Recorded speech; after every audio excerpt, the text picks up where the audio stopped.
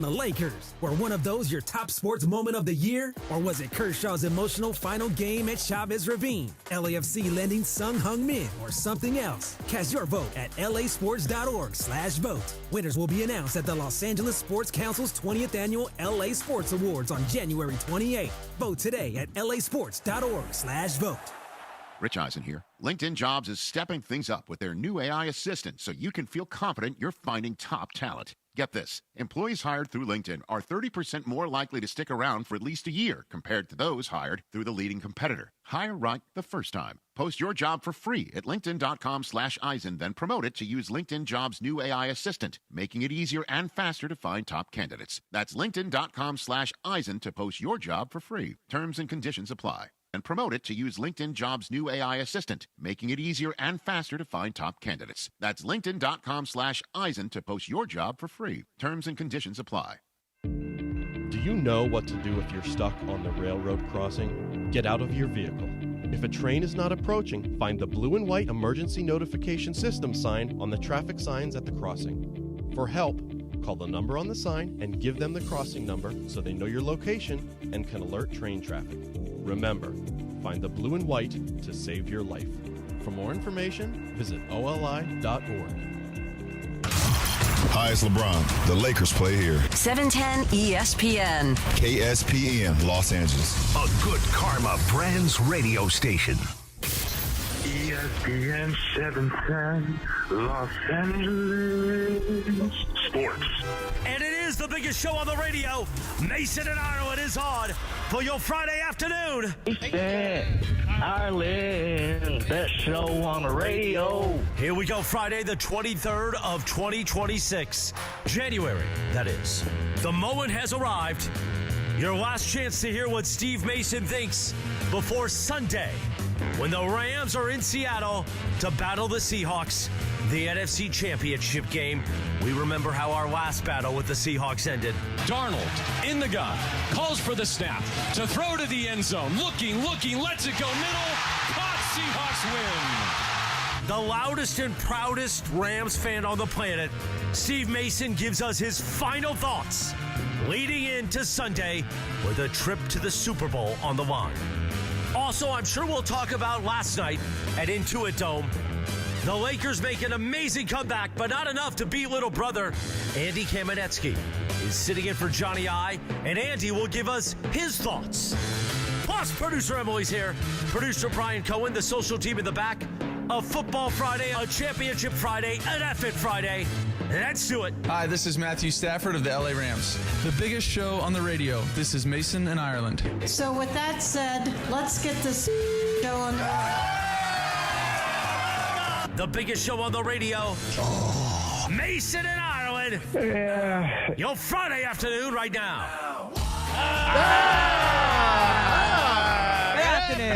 Good afternoon. What is happening, people? We finally got there. Friday.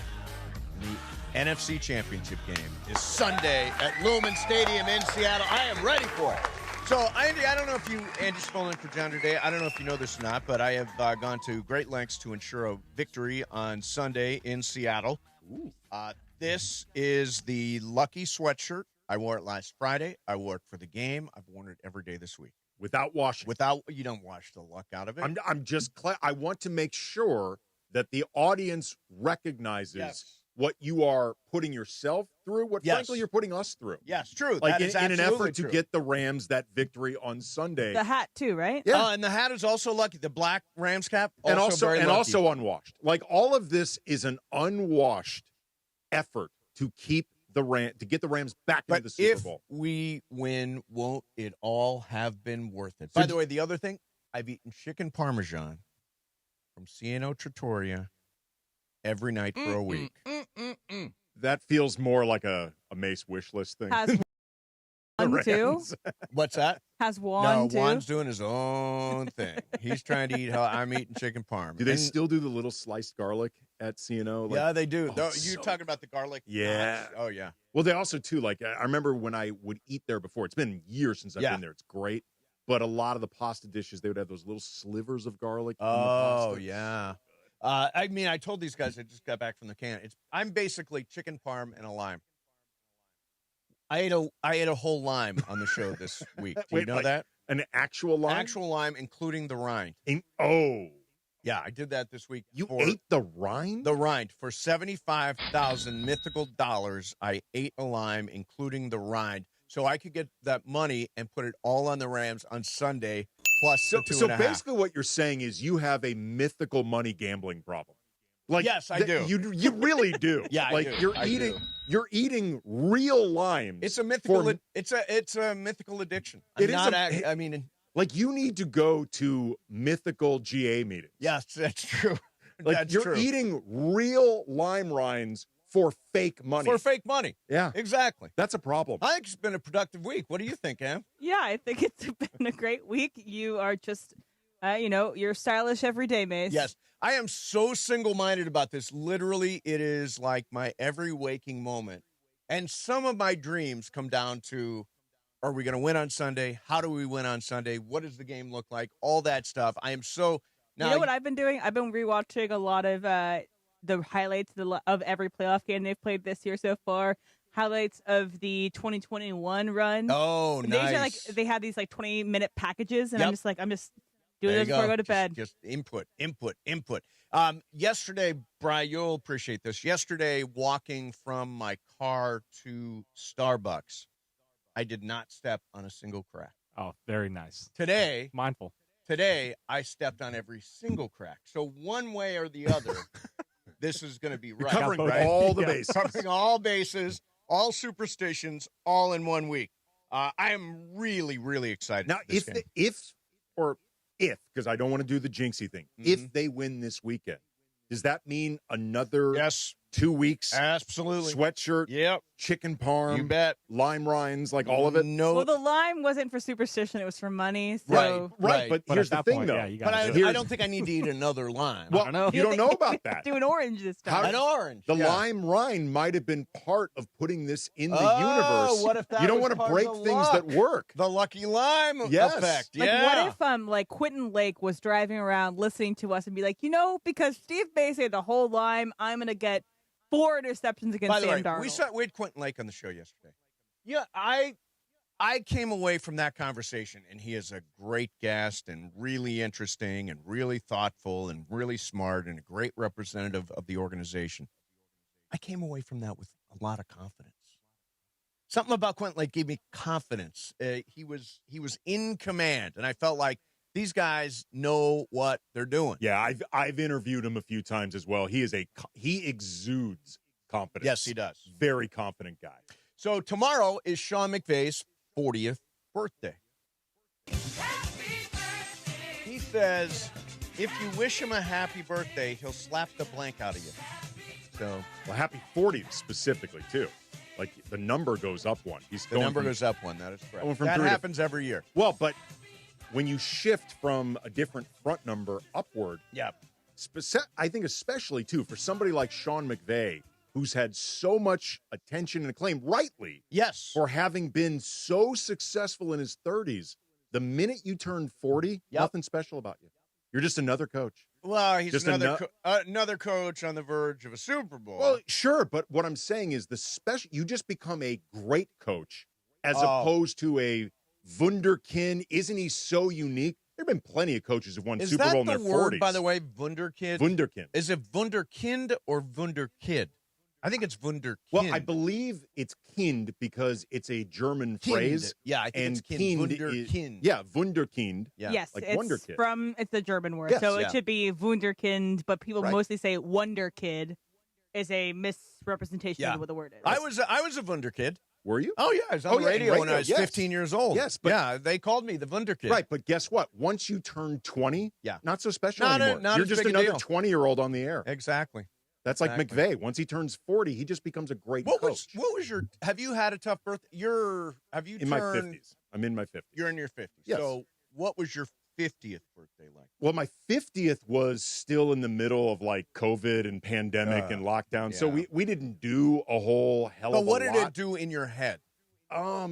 Honestly, once especially you have like a kid, yeah, you just start feeling old and aging rapidly anyway. Because you're watching her age. Right, exactly. Like everything becomes about your kids aging and their birthday. And plus, my daughter's birthday is 5 days before my birthday. Yep. So at that point, she was born when I was 39. Once she was born, my birthday ceased to matter at all. Right. Because they're so close to each other. The only reasons my birthday matters is because I throw parties for them. That's the only reason it matters. Now, I was just thinking about this actually today because my wife's birthday is coming up in like a couple weeks. Yes. Would you agree with this, Emily? Once you become like adults in, I know you're not in your 30s, but you know people in their 30s, like 30s, 40s, birthdays become a much bigger deal for the most part to women than men as far as celebrating. Like, I don't know many men like our age who celebrate every birthday. Right. Yeah, I think it's the round numbers. It's the 30, 35, maybe even 40. Women celebrate every birthday. Like, they will go to lunch or dinner or out. Something's going to happen. Something is going to happen for every birthday. Now, I just do it every 10 years.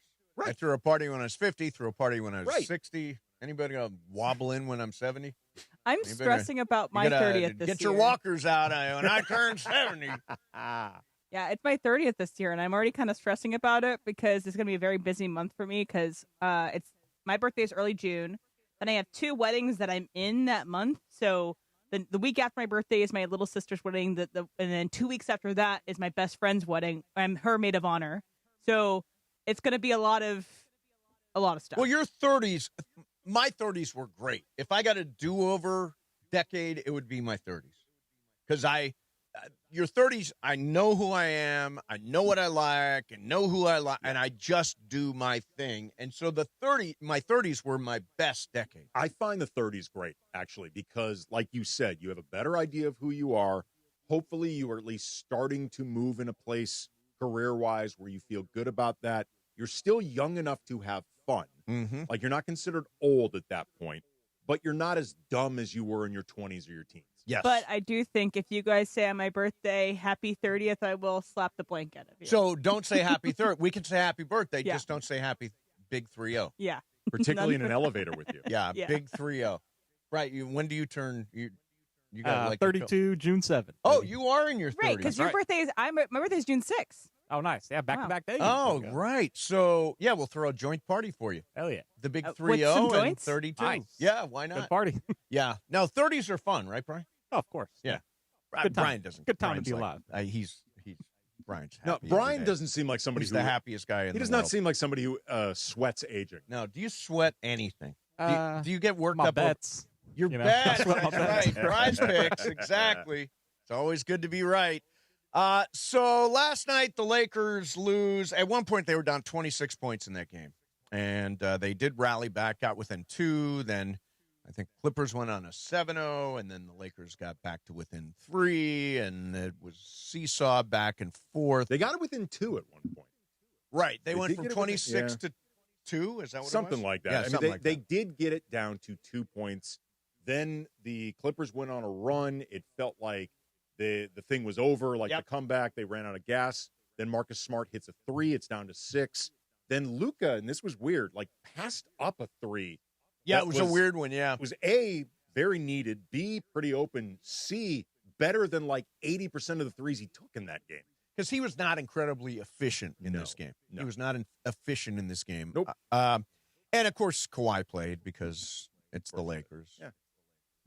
They were 6-21, I think the Clippers were, and have just stormed back into contention. I think right now they are the 10. So they're potentially a playoff team right now, or a play-in team right now. And again, they're on a tremendous streak. Last night LeBron was asked about articles, like reading articles. And I don't know, have there been any big articles recently involving LeBron? Involving LeBron? I don't know. Let's explore that next. Mason, Ireland, 710 ESPN. And it is the 15-minute mark right here on 710 ESPN. On the all-new ESPN LA app and on YouTube at ESPN Los Angeles. The 15-minute mark on 710. Fueled by Valvoline Instant Oil Change. You know, in that time it took to hear your favorite takes and all that fun and frivolity, you could be pulling out with a fresh oil change. No waiting, no appointment, just in and out in about 15 minutes. Bam! so you've got more time for what matters. Visit SoCalOilChange.com. In just 15 minutes, you can boost your vehicle's performance and save money while doing it. Visit SoCalOilChange.com now for value pack coupons and keep your car and your wallet running strong. The 15-minute mark on 710, made possible by Valvoline Instant Oil Change. When you focus on work, TV, or your phone, you blink less. Blinking keeps eyes moist and comfortable, so remind yourself to blink more often. This National Eye Care Month tip is sponsored by VisionWorks. See the difference. Why do we grill to order at Waba Grill? Because it's just better for you. And our Asian-inspired menu has high-quality proteins that are healthier for you. Download the Waba Rewards app or order online at wabagrill.com. Waba Grill, it's for you. And straight to the championship with a brand new truck from Northridge and Wonders Toyota. Lease a brand new 2025 Tacoma for just $84 a month for 36 months plus tax, only from Northridge and Wonders Toyota. You got a trade-in? Your ride could be worth more than you think. So get in the game with Northridge and Wonders Toyota. They make it easy. Tacoma model 7162G, VIN number 3TYJDAHN 1ST037657. Base excludes tax, title, license, registration fees, dealer options, and charges. $59.95 due at signing. $84 per month. Offer expires 1/31/2026. We expect our information in real time. US Med carries continuous glucose monitors, which provide real-time readings of blood glucose levels. US Med is an approved provider for Medicare and over 500 private insurers. So call 888-665-0696 today for a free insurance and Medicare benefits check as easy as... That's 888-665-0696. Hey team, Wendy here. If you're looking to consolidate your high-interest credit card debt with a personal loan, take a look at SoFi Stats. A SoFi personal loan comes with low fixed rates, no fees required, and as soon as same-day funding. That looks good on paper, but SoFi also passes the eye test. Having helped its members pay off over $33 billion in debt to date, score. View your rate for a SoFi personal loan at SoFi.com/stats today. Loans originated by SoFi Bank, NA member FDIC. Terms and conditions apply at SoFi.com/stats. NMLS 696891. It is Mason and Ireland on 710 ESPN. Don't get it twisted, yo. The most downloaded sports radio show in Los Angeles. The podcast, that is. Mason and Ireland, the #1 most downloaded sports podcast in Los Angeles. The #1 most downloaded sports podcast in Los Angeles. And we thank all of our podcast listeners for that. If you ever miss a moment, get your fill anytime. Just search Mason and Ireland wherever you get your podcast. This is a one-hit wonder. It's Dance Monkey from Tones and I. Yeah, I never would have gotten this in a million years. But you've heard this song before. I have heard it, yeah. I've heard it, yeah. But I mean, like, if you go with a one-hit wonder like Soft Cell or Dexy's Midnight Runners, I'm good. But... These are all post-2000. Oh, okay. So these are all, like, Bro Bible put out their 13... biggest one-hit wonders of the century, and so we're gonna sprinkle those in throughout the day. Okay, good. But yeah, this is one of the ones that. I think one-hit wonder from post 2000. I got one. I did not see this list, but the one that comes into mind is a song by Gautier. Gautier, and it's somebody that I used to know. It was in fact the #1. Oh, was it? Yes. Yeah. That is a great that's the song. one that comes it's to a mind. really It's a good great song. He's never done it. It's pronounced Gautier. Gautier, yeah. Gautier, yeah, and that was it for him. It's a really good song. It's a great song. The one that comes to mind to me is Gangnam Style. Yeah, was that Which is number 2. Oh, there we go. Oh, We're nailing it. I mean, I don't even know who did it. We're But counting them Psy. down. And the thing is, Psy is bigger in Korea, obviously, and so he still does big performances in Korea, Yep. but it's just not as big of a deal here in the States. So yesterday I went and got a new computer. Look. Oh. I had lost my MP. Black, wow. So I know I went black this time. And it's awesome, and there's nothing cooler than opening an Apple product and watching it do all of its stuff, and they package it so well. And I say to the guy at the Apple store, I'm like, okay, I got this phone. It's like, I don't know, like a 12 or something. And I said, do I need a new phone? He said, no, they're really not much different. I don't think Apple would be happy with him saying that, but needless to say, did not get a new phone. It seems to be working. I generally only get a new phone either if it's a free upgrade, and I might as well. Sometimes you end up getting a little bit better deal on your phone. Yeah. Like your phone bill and stuff like that if you actually get a new one. or if we're starting to reach a place where, because, they changed the chargers and the charger head, if it starts getting to where your phone is more obsolete and therefore becomes more difficult to charge anywhere but your house. That's an issue. Yeah, that's an issue. Hey, ESPN LA hooking you up with a legendary night of music. Man, I love this guy. Listen all day long for your chance to win a pair of tickets to see John Mellencamp live at the Hollywood Bowl August 10th. When you hear the cue to call, be calling number 7 for you to watch this live show courtesy of ESPN LA. I remember I John Mellencamp on my New York radio show years ago, and I said, so, John, some people say rock and roll is dead. What do you think? He said, it's dead. Old school rock and roll really doesn't exist the way it used. There are some acts that fall into that category, rock and roll. I mean, people like the White Stripes and, bands like that, but not really rock and roll in the traditional sense. Kind of wild. He was not married, but he was with Meg Ryan for years. Oh yeah, that's right. That's an odd couple. The other thing that John Mellencamp is big at, painting. Really? Yeah, he's a great painter. You can own a John Mellencamp for your house. All right, so LeBron James, An original Mellencamp.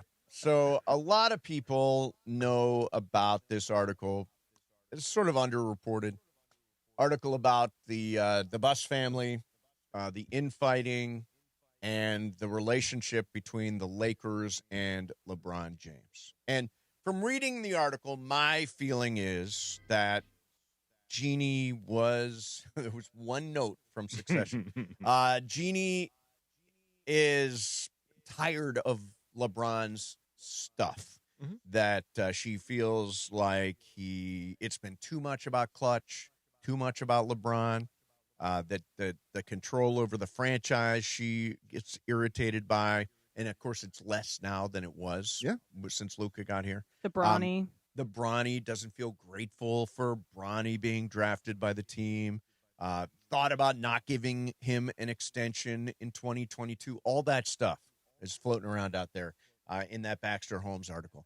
LeBron was, of course, asked about it last night after that loss to the Clippers at Intuit Dome. Quite frankly, I don't really care about articles.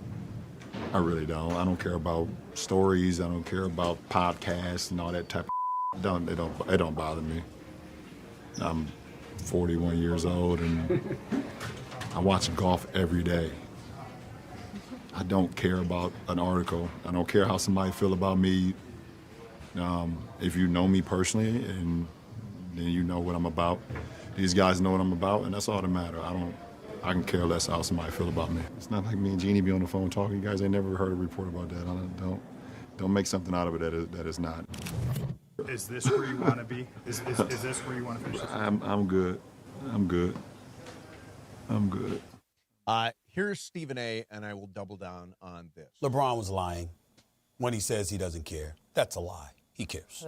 He always cares about narrative. He's absolutely lying about that. I mean, trust me, I know he cares. And he cares about narratives. And one of the biggest things that serves as a frustrating tool for him is his inability to control narratives, no matter how hard he tries. He is all about the narrative, the story, and controlling the story and managing the story and his image and all that stuff. There is no way that LeBron was thinking golf while that article dropped from Baxter Holmes. I mean, he may have been watching golf while pissed off about That's true, the article. while pissed off about the you article. can Good point. multitask. But, there was a couple things that jumped out at me when I was watching that last night in real time. First of all, LeBron is clearly bothered by it, no matter how much he says he's not bothered.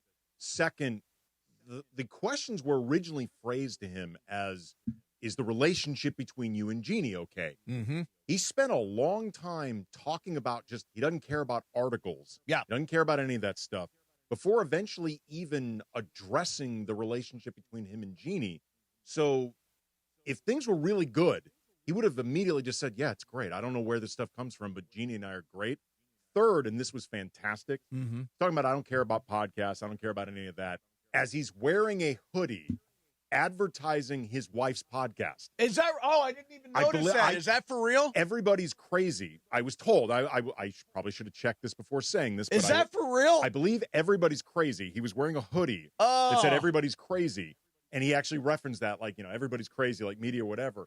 I was told that Everybody's Crazy is the name of Savannah's podcast, that's funny. Yeah, everybody's Yes, crazy. it is Savannah James's podcast along with April McDaniel. So I don't care about podcasts, but but hey. I'm going to promote a podcast. Hey. And he has his own. Yes. Yeah, he has his he own. has Done his own. And his agent has one. Right, exactly. His agent who keeps creating things for LeBron to address because of Rich Paul's podcast. Yes. But LeBron is clearly bothered by this. Yep. Do I think the relationship between him and Jeanie is toxic?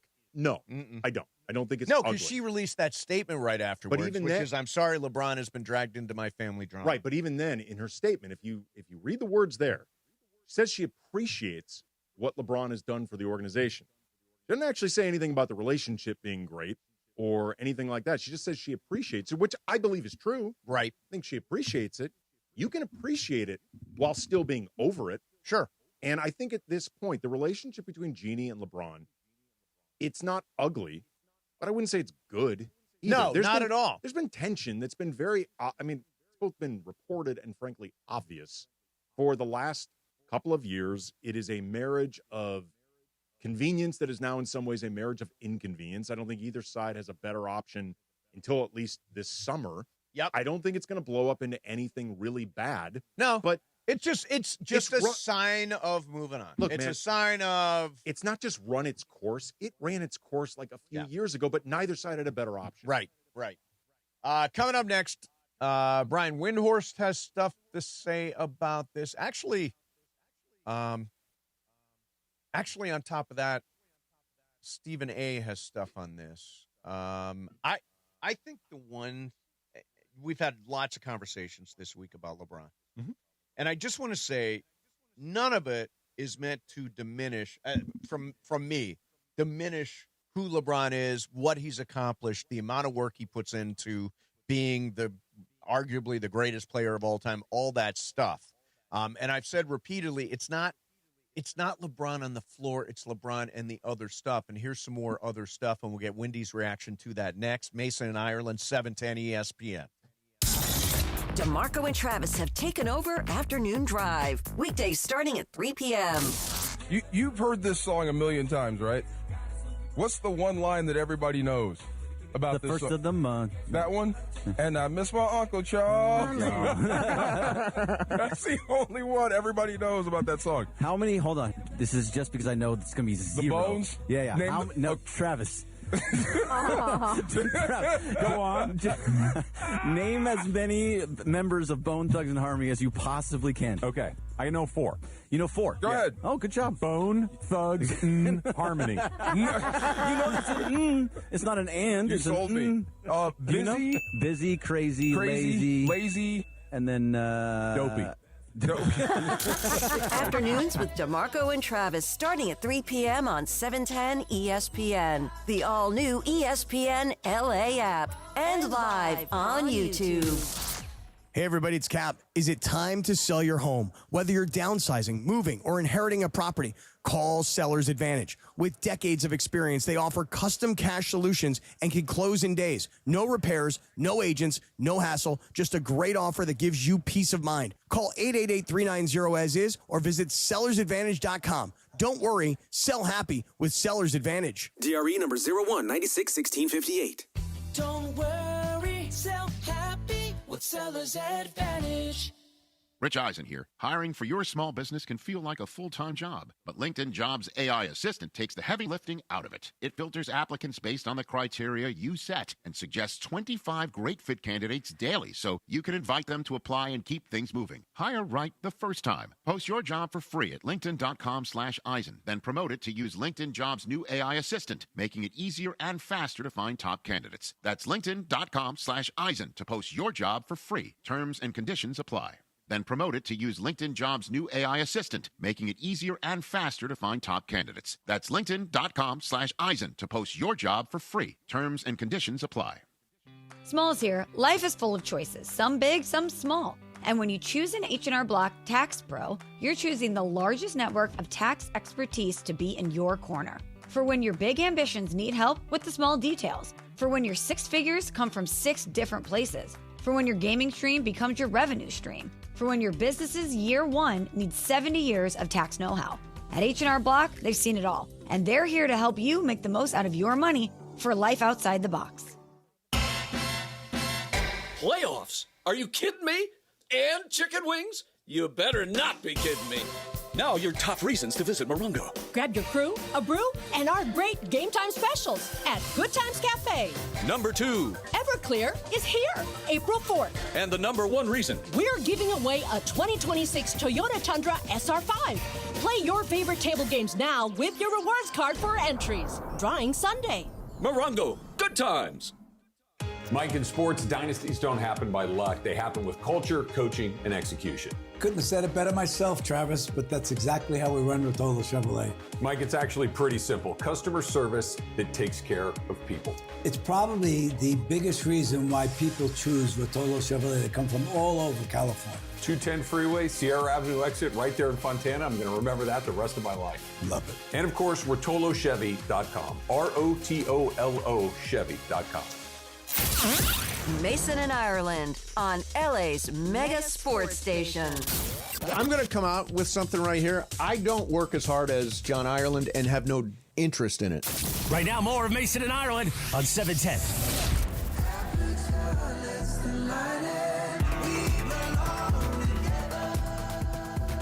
All right, that is the brand new single from Harry Styles. It's called Aperture. It's from his new album, Kiss All the Time, Disco Occasionally, and he has announced that he is doing 30, count them, 30 nights at Madison Square Garden in New York, New York. He's like the Gen Z, Gen Y Billy Joel. Billy Joel, exactly, exactly.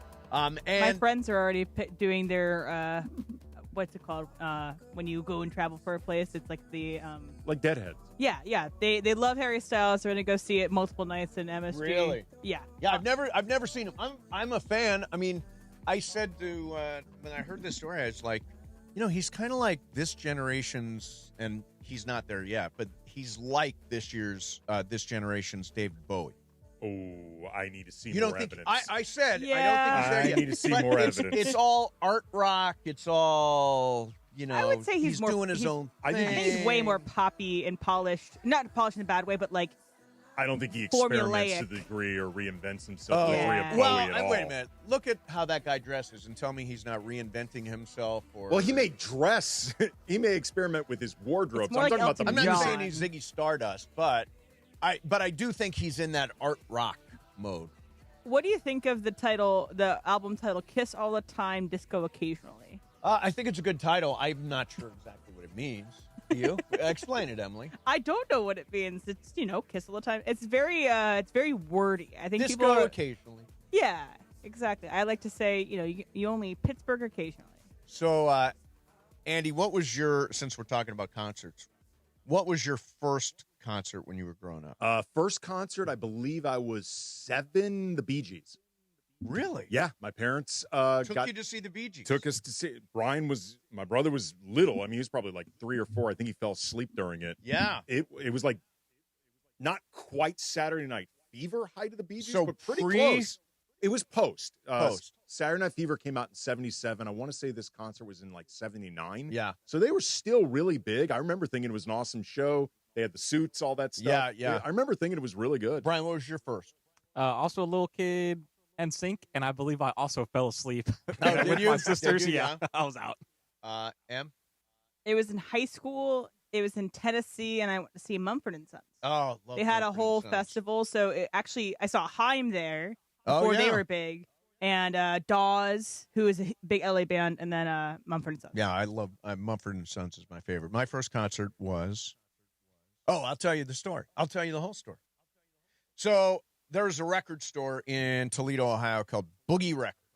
Okay, so we go into the Boogie Records because my dad wanted to buy Johnny Nash, I Can See Clearly Now, as a 45. Yeah. Okay, So there was this contest. WIOT was doing a contest where you could get tickets to see Boston at Centennial Hall in Toledo, and you fly away to Boston, the city of Boston, for the weekend. And they treat you to all kinds of stuff. So they drew my name.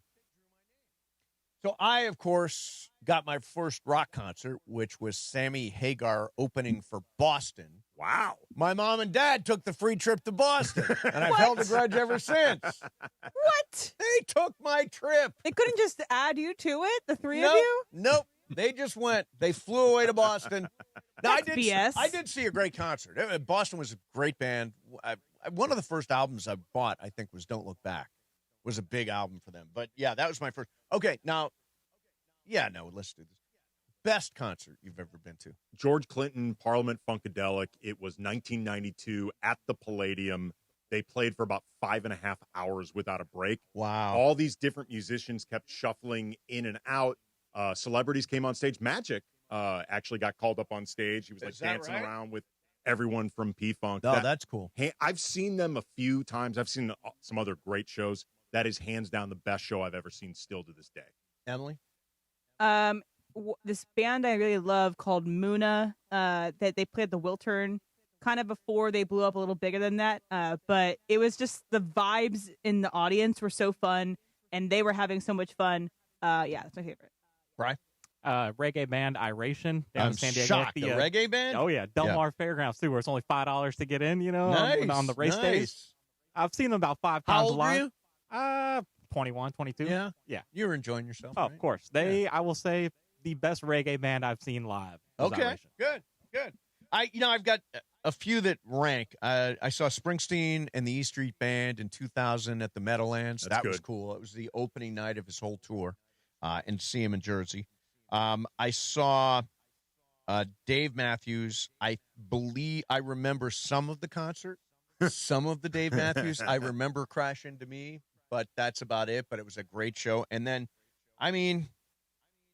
I think Adele put on an unbelievable show in Vegas. Spectacular things.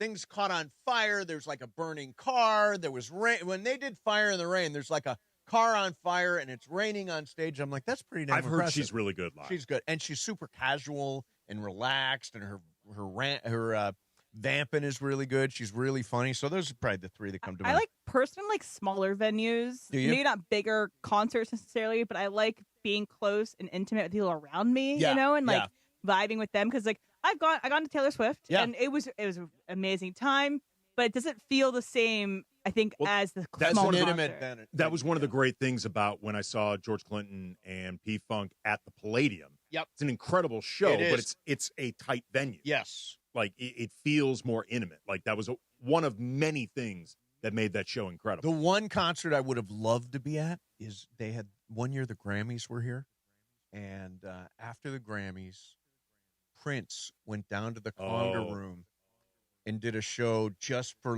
the famous musical artist types, and I would have been done. I think he did that with SNL as well. Did he? After an SNL? One of the SNL anniversary shows where all the cast members get together. Yep. I think he also did that too. Yeah.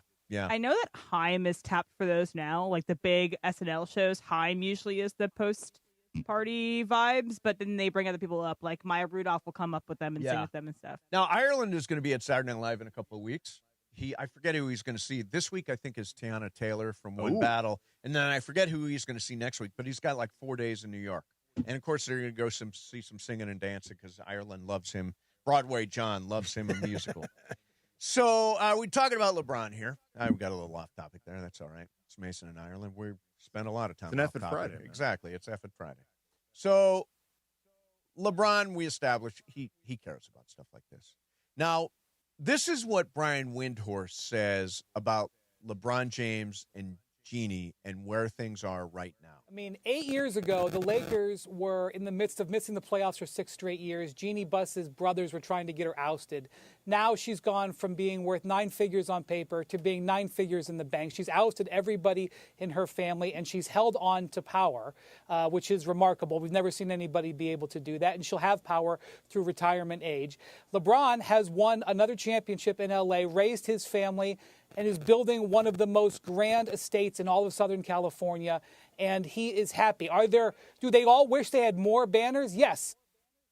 Yes, but they got one. Yeah. And here's the part of this that I think is interesting and people forget is that the Lakers were an absolute mess before LeBron got here. People forget how miserable that stretch was, where we were developing young guys and then trading them and trying stuff, and it wasn't going anywhere. And LeBron really stabilized the organization, and it became a consistent playoff team. I think a lot of Laker fans forget that as they're complaining about LeBron. I don't think they forget it. I think, though, they never grew attached to LeBron. Like, it always felt very transactional, very mercenary, like his arrival to the Lakers, and then the increasing control and power that Clutch accrued. Like, it felt like, to a lot of Laker fans, that the Lakers became kind of LeBron's fiefdom. Like, LeBron's right, but our fiefdom sucked before LeBron. Sure, that's fine. That's fine. Again, he helped make the organization championship level or back at playoff level again, and that was awesome. But I think for a lot of Laker fans, it never felt like it was about putting the Lakers back to where they were. It was about LeBron looking to win a championship wherever he would look to go. Yeah.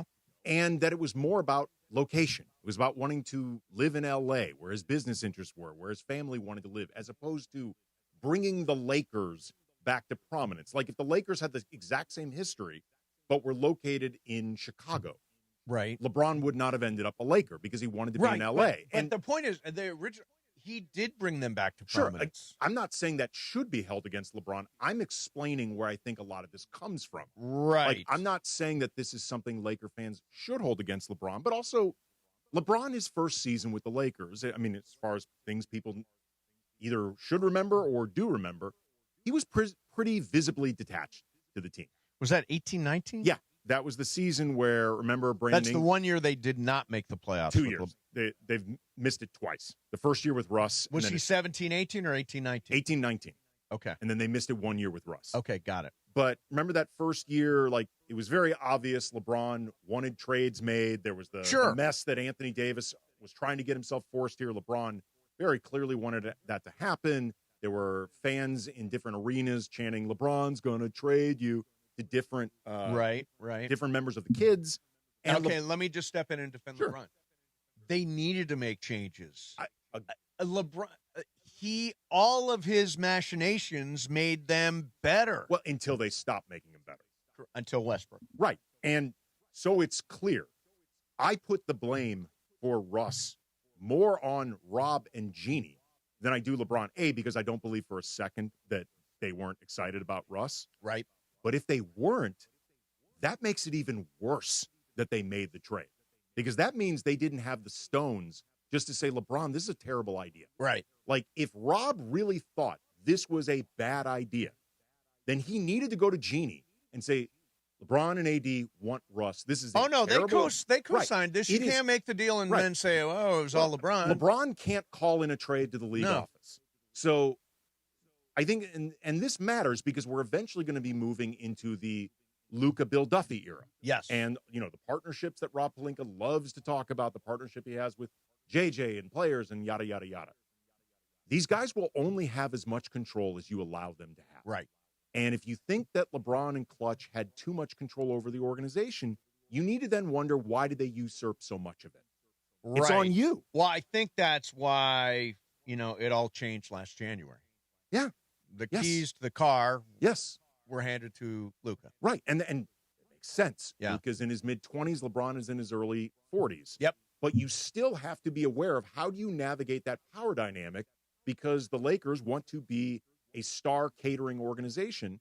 How do you manage to cater to your stars while not feeling resentful that you've lost your power. Let me get one more thing here. This is Brian Windhorst talking about the relationship now between LBJ and Jeanie. I mean, 8 years ago, the Lakers were in the midst of missing the playoffs for 6 straight I'm years. sorry, I Jeanie played that one. This is the one I meant to play. This actually, behind the scenes, from what I understand, is having LeBron and the bus and Jeanie Buss and Rich Paul actually come together and sort of clear any air, any scar tissue that exists. So maybe this has cleared the air to some degree. Maybe I'm sure that there have been conversations now, Jeanie, LeBron, Rich Paul, Rob Pelinka, everybody, and maybe this is like circle the wagons time for the Lakers. I hope it is.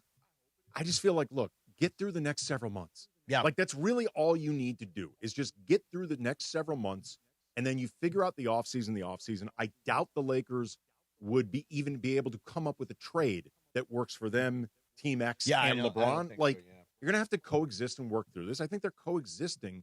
It's just not a great relationship. No, it's not a great relationship, and this, I think, damages or unveils it. The people see it, and it's real for the first time that there's conflict in the organization. And I say to people who are not LeBron fans, it's almost over.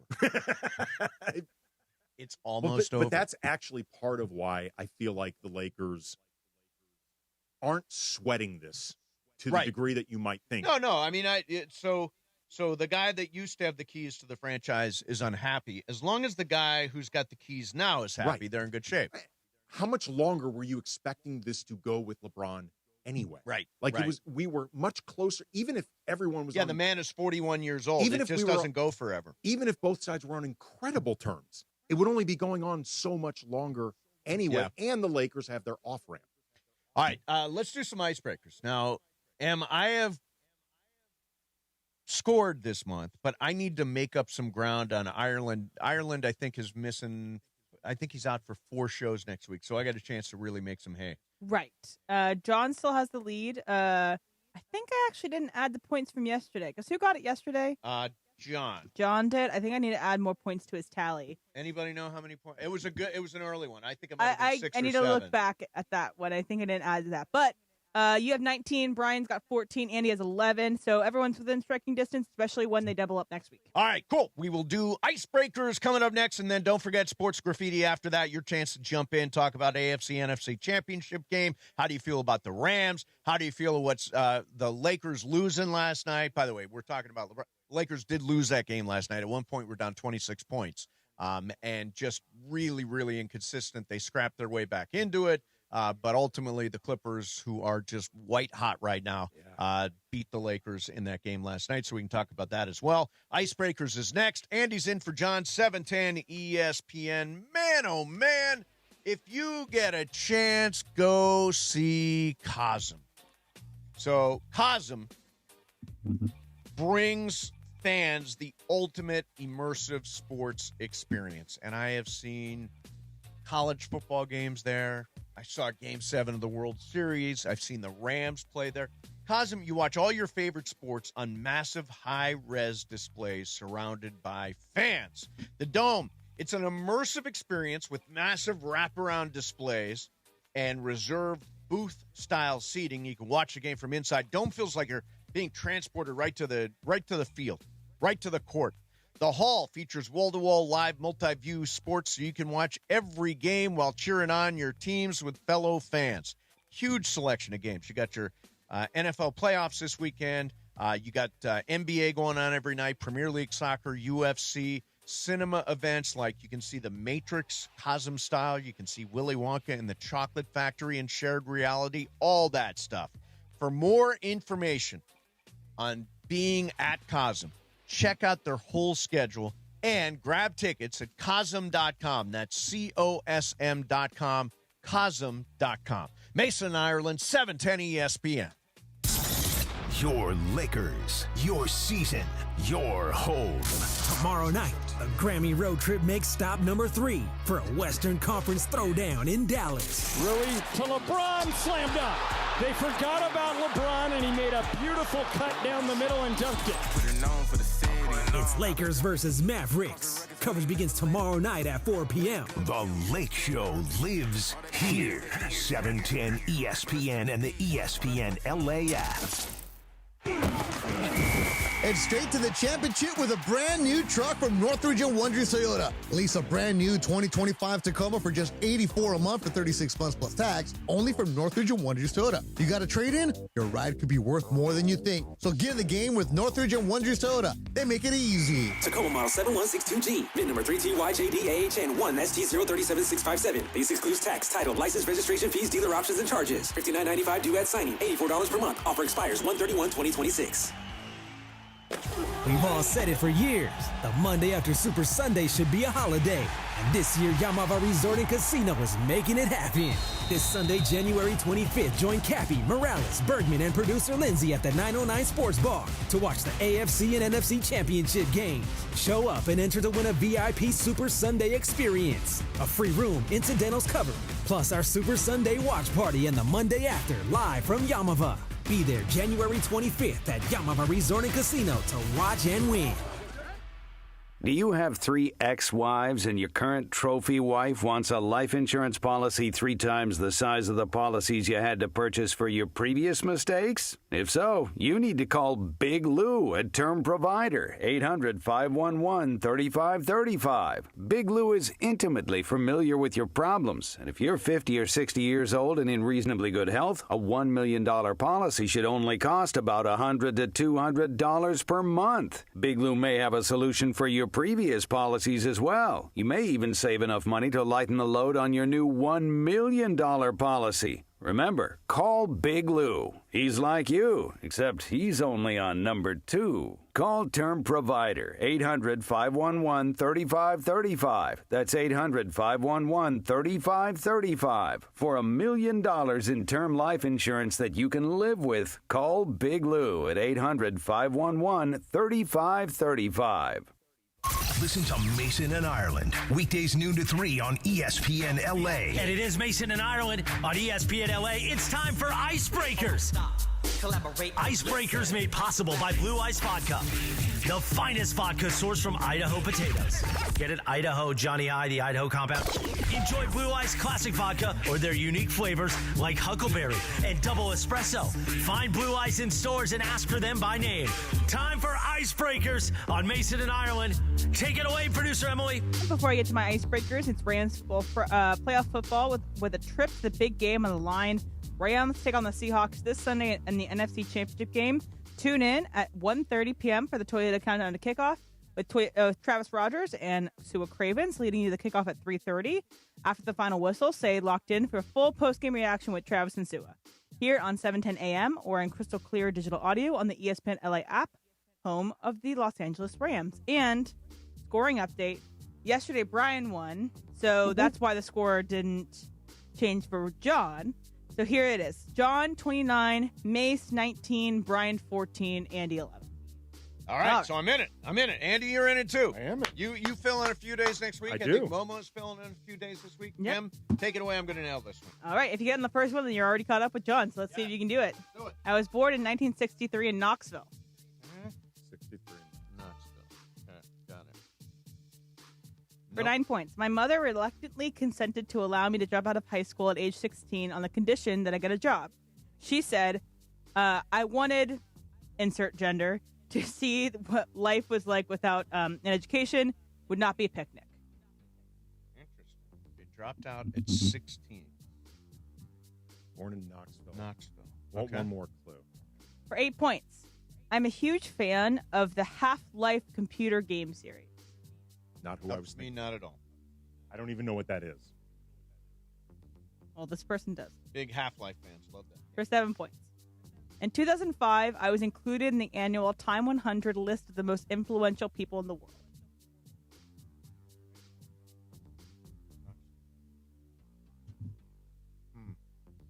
For 6 points. My films have grossed more than $1.4 billion worldwide. Andy. Go ahead. Johnny Depp? Mm-mm. Okay. Mason. Go ahead. Samuel L. Jackson. Nope. All right, No, Brian, Brian, it's it's up to you, all my you. guy. Come on. Or Emily wins. Okay. For 5 points. While I am looked at as one of the best directors working, I have never won Best Picture. Nope. Oh, no. Is it really? It might be. For 4 points, I own several movie theaters in Los Angeles. Oh, no. Historic movie theaters. Yeah, I know what it is. All right, for 3 points, I like feet. And they are featured in my movies prominently. Definitely know who it is. Yep, we know. For 2 points, I am the director of Pulp Fiction, Reservoir Dogs, Inglourious Bastards, Django Unchained, and Once Upon a Time in Hollywood. Quentin Tarantino. Yeah, there you go, Brian. I had to think of the name. I couldn't come to me. Yeah, I knew as soon as I you. heard owns movie theaters around, I was like, yeah. There we go, Brian. You did it again. So you have 16-9. 16. Come on. Nice, man. Who sponsored the segment, Mace? It is brought to you by Blue Ice Vodka. Crafted in the heart of America from the finest Idaho potatoes, distilled for clarity, filtered for perfection. Blue Ice Vodka. It's not just vodka. It's a statement. Sip chilled, mix bold, drink responsibly. Blue Ice Vodka, cooler by nature. Ask for it by name. So the weather where Ireland is flying, and I think probably they may or may not have taken off, but it's close to takeoff time over at LAX for the Lakers as they head to Dallas. And the weather is going to be, I don't know if you've watched the news at all, but there's like this gigantic, one of the biggest winter storms we've seen in a long time. I was watching Dallas Reigns last night, former backup quarterback for the Florida State Seminoles, and he was talking about how bad it's going to be. How bad is it going to be, Andy? It is expected to become complicated. I think icy, snow, like all sorts of stuff. The Mavericks, though, have issued a statement that for the time being, the game will be played as scheduled. I'm not going to read the entire statement, but they've encouraged fans to plan ahead, allow extra travel time, stay tuned to weather reports. They are obviously going to actively monitor everything, but they want to make sure everything is safe for the fans, for the Lakers, Dallas officials, all that stuff. Got it. So we wish John and the Lakers traveling party well in the cold. All right, so this broke about 2 hours ago, so I'm going to call it breaking news. The USC Trojans have officially named Gary Patterson as their new defensive coordinator. He, of course, famous for his 4-2-5 defense.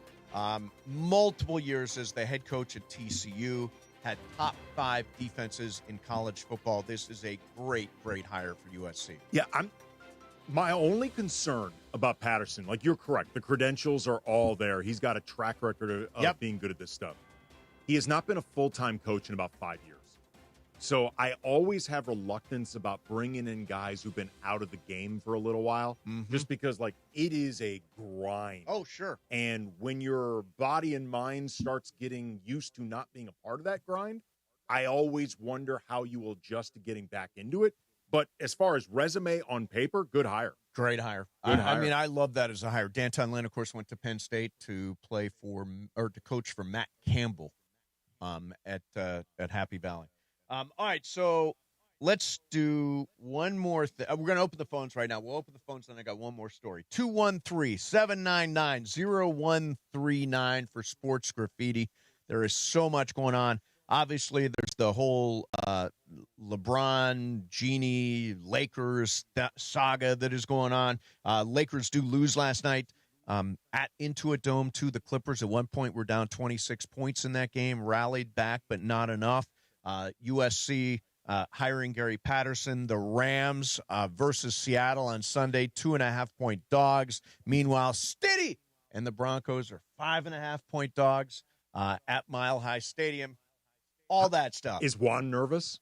Very nervous. He's got to be super nervous. Yeah, well, it's very weird. I haven't laid this out, but Juan grew up a Broncos fan. His whole family, they're Broncos fans. They're season ticket holders. He grew up in Wyoming. They went to all the games.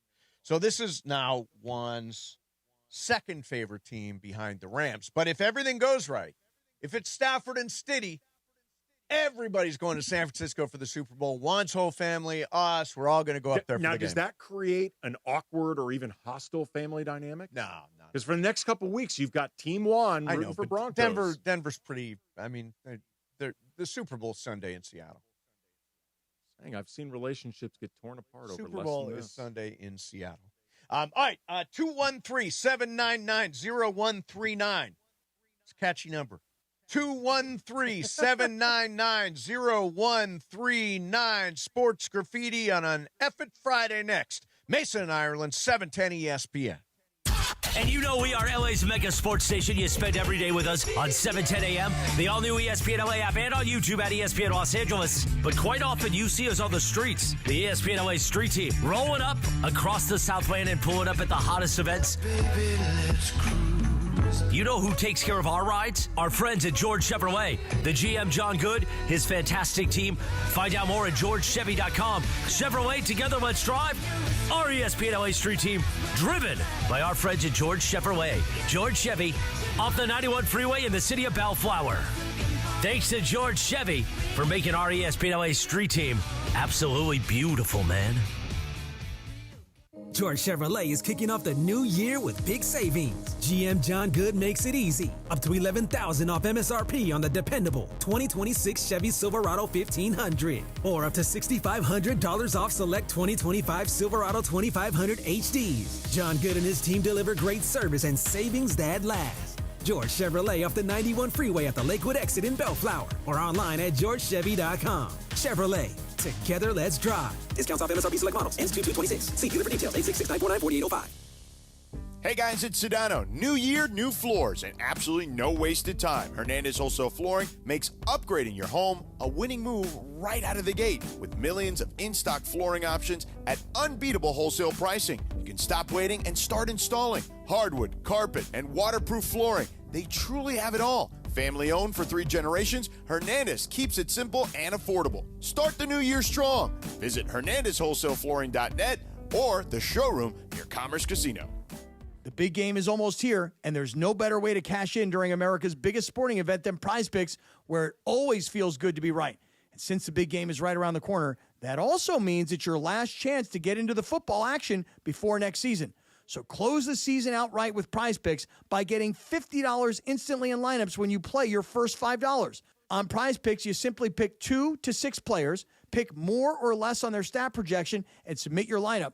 Prize Picks also has early payouts. Oh, dude, you got to take advantage of this. If your lineup gets off to a hot start and now you have the option to cash out winnings before the game even finishes, you got to take advantage. You can also copy lineups with one click from our new social feed. Download the Prize Picks app today and use our code CAPPY and get $50 instantly in lineups when you play your first $5 lineup. That's code CAPPY on Prize Picks to get $50 in lineups when you play your first $5 lineup. Win or lose, you'll get $50 in lineups for just playing, guaranteed. Prize Picks, it's good to be right. The home of USC football, and now the home of The Rich Eisen Show. Weekdays 9 a.m. to noon, KSPN Los Angeles, a Good Karma Brands radio station. Mason and Ireland on 710. I mean, would you rather have good life or sex? Good sex. Good life, good sex. Well, I got both. There you go. That's good the correct for you, answer. Johnny I. More of Mason and Ireland right now. All right, it is sports graffiti time. I want to start sports graffiti by saying happy birthday to our friend Kevin Reese, one of the great photographers, sports photographers there is.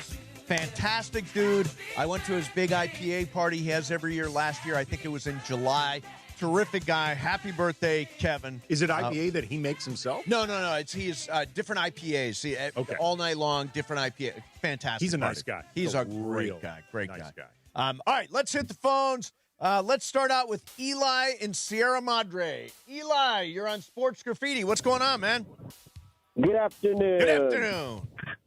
I wanted to bring up a banner hanging in Madison Square Garden that you might not know about. You guys tell were me. talking about concerts at MSG. Yep. And for a while, Billy Joel and the band Fish had a friendly rivalry, playing the most concerts in a row. They would one-up each other. Billy Joel played 12 in a row. Then Fish came out with they called the Baker's Dozen and did 13 concerts at MSG in a row without a repeated song. And MSG presented them a banner at the end, and it's hanging in the rafters. Wow. And here's the thing, too. Fish concerts are going to be longer than a Billy Joel concert. Way longer. By the way, there was, for a while, a Taylor Swift banner at Crypto. I was there the night it was unveiled. Kobe Bryant was the special guest that did it, but I think that's gone now. That is gone. Do you think that banner made the Clippers insecure, too, in addition to all the Laker banners? I'm sure it did. Let's go to John and Tustin. Hey, John, you're on Sports Graffiti. What's up, man? Good afternoon. Good afternoon. Hey, just a couple of things. First, I just wish that the Lakers' effort last night, especially in the second half, they can have that same urgency maybe at the start of the game. Come out of the box like that. You're right. And secondly, with the Rams and the Seahawks this weekend, with Charbonnet being out for the Seahawks, hopefully this doesn't become like, what's his name, Cam Akers. Cam Akers, Hope it doesn't become that. Have a good weekend, y'all. Man. Thank you. Yep. Cam Akers, has he been listed now as active for this game? They had a few running backs. I don't know. They our old friend Cam. elevated somebody else. It wasn't Cam Akers, but Alani. I think it was that guy Alani. Yeah. Yeah. So maybe no Cam Akers. Charbonnet being out is a big deal for And the I will Seahawks. say the Rams have shut down every running game that they faced this year. They have faced Jonathan all Taylor the and best. Saquon Barkley and on and on. And especially even against the Bears this past weekend, they stopped down the very good run game for the Bears. They didn't get to Caleb, but their defensive line held up. So I think that they'll be able to neutralize the running game, whoever it is. There you go. Let's go to Nick in Dallas. Our friend Nick in Dallas. You're on Sports Graffiti. What's up, man? Hey, how you guys doing? Happy Friday. Mace, I just wanted to piggyback on the article with Jeanie and the Lakers a couple days ago. Now, I give Jeanie a lot of credit because, remember, Jeanie has had ties to the Lakers franchise literally since Magic's rookie year. And we all know we're thankful for that, what LeBron did, to what Windhorst and Stephen A. said.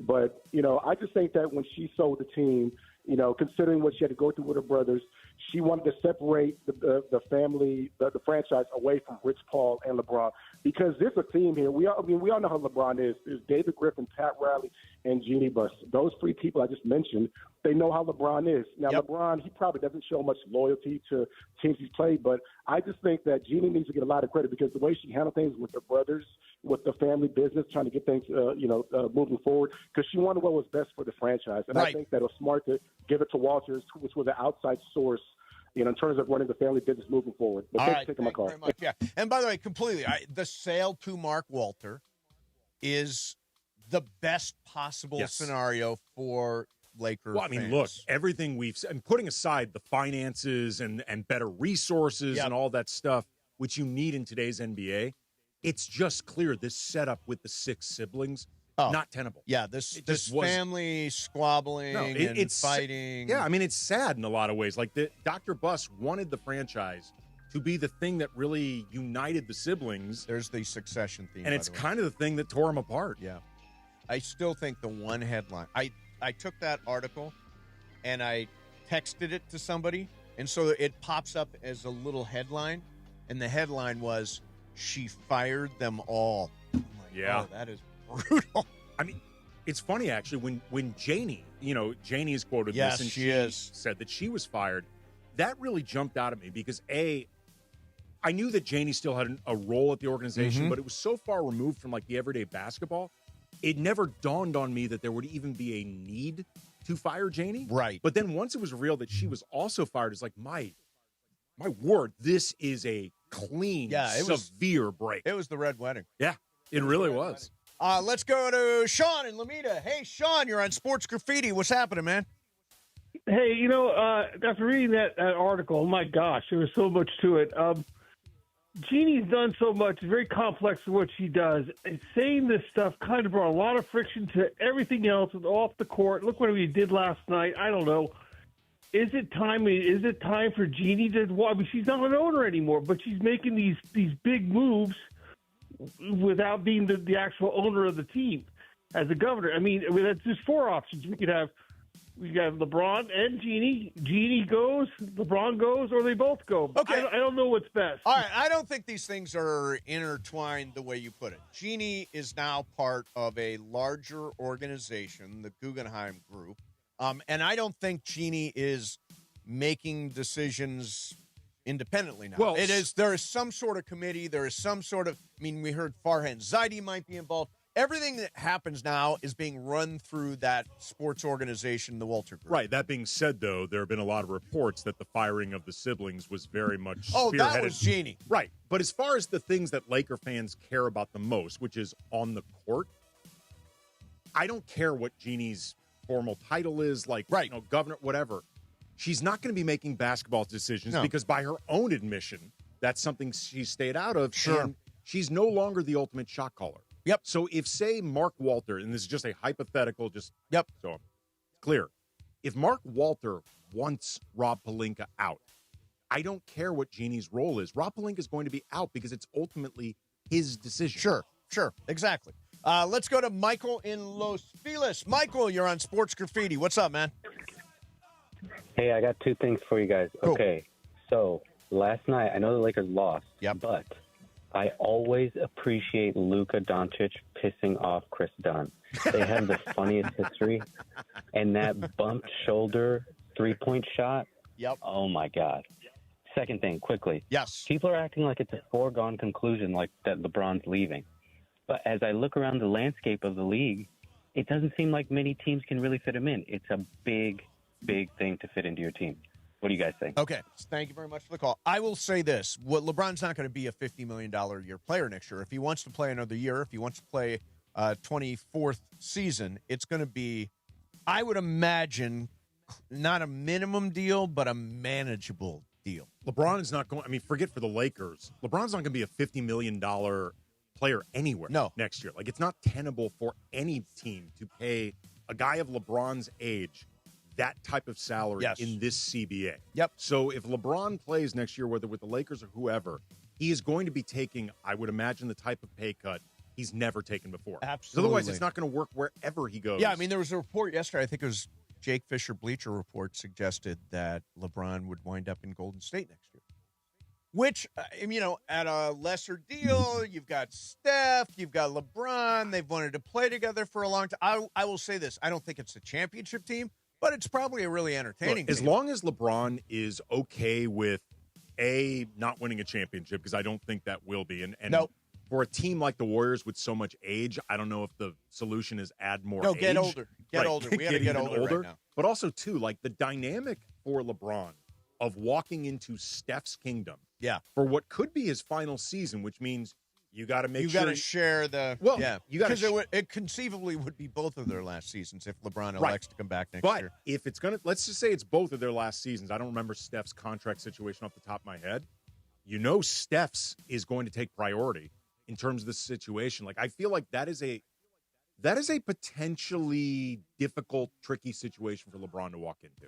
All right, let's go to Chris in Texas. Just somewhere in Texas. What's going on, Chris? Good, Mace. How are you? Great, man. What's up? Not much. I was going to tell you to have John bring one of those heated vests when he comes to Dallas. Yeah. He's probably going to need it. He's dressing in layers, Chris. He's dressing in layers. What is the temperature there right now? Right now, it's going to be in the high 30s, low 40s, quite drizzly and just all together. And it's going to snow, right? Yeah, it's going to snow later on tonight into early tomorrow morning. So I don't have a lot of experience in Texas. How often does it snow in Dallas? Once in a blue moon, and Texas drivers can drive for squat. Yeah. So we really are not prepared for any type of cold weather, unfortunately. All right. Everything's bigger in Texas, even the snowstorms. Even the snowstorms. Yeah, and remember, I don't know if Jacob works Texas, but 800-345-6789 if you're in Texas.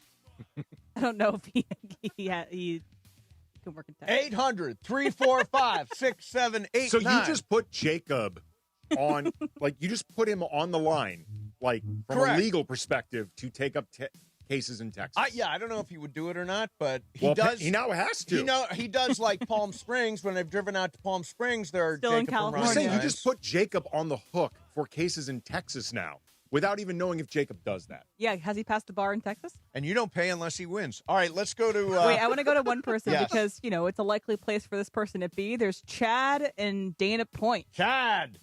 You're on Sports Hey, Graffiti. guys, got Chad. a question. Andy. Yeah. Andy. Now that Lincoln Riley ran away from playing Notre Dame, Do you think the incoming freshmen will learn to hate Notre Dame? I don't know, actually. I think the tradition is going to start to By fade. the way, you were completely wrong about USC running from Notre Dame.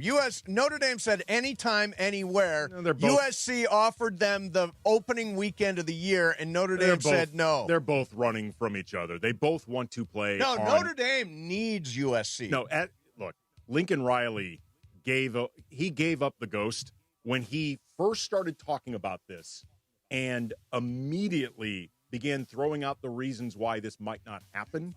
In order to sell this, Lincoln Riley needed to message, I am desperately going to try to make this happen come hell or high water. It is my obsession. The minute he started putting out the caveats, even though I think a lot of his caveats are legitimate, he lost that PR battle. He absolutely lost it. Yeah, it's wrong. Anytime, anywhere. I think Notre Dame said no exactly when we want it or else. They both, here's the thing. Notre Dame needs to play SC They do. at the end of the season.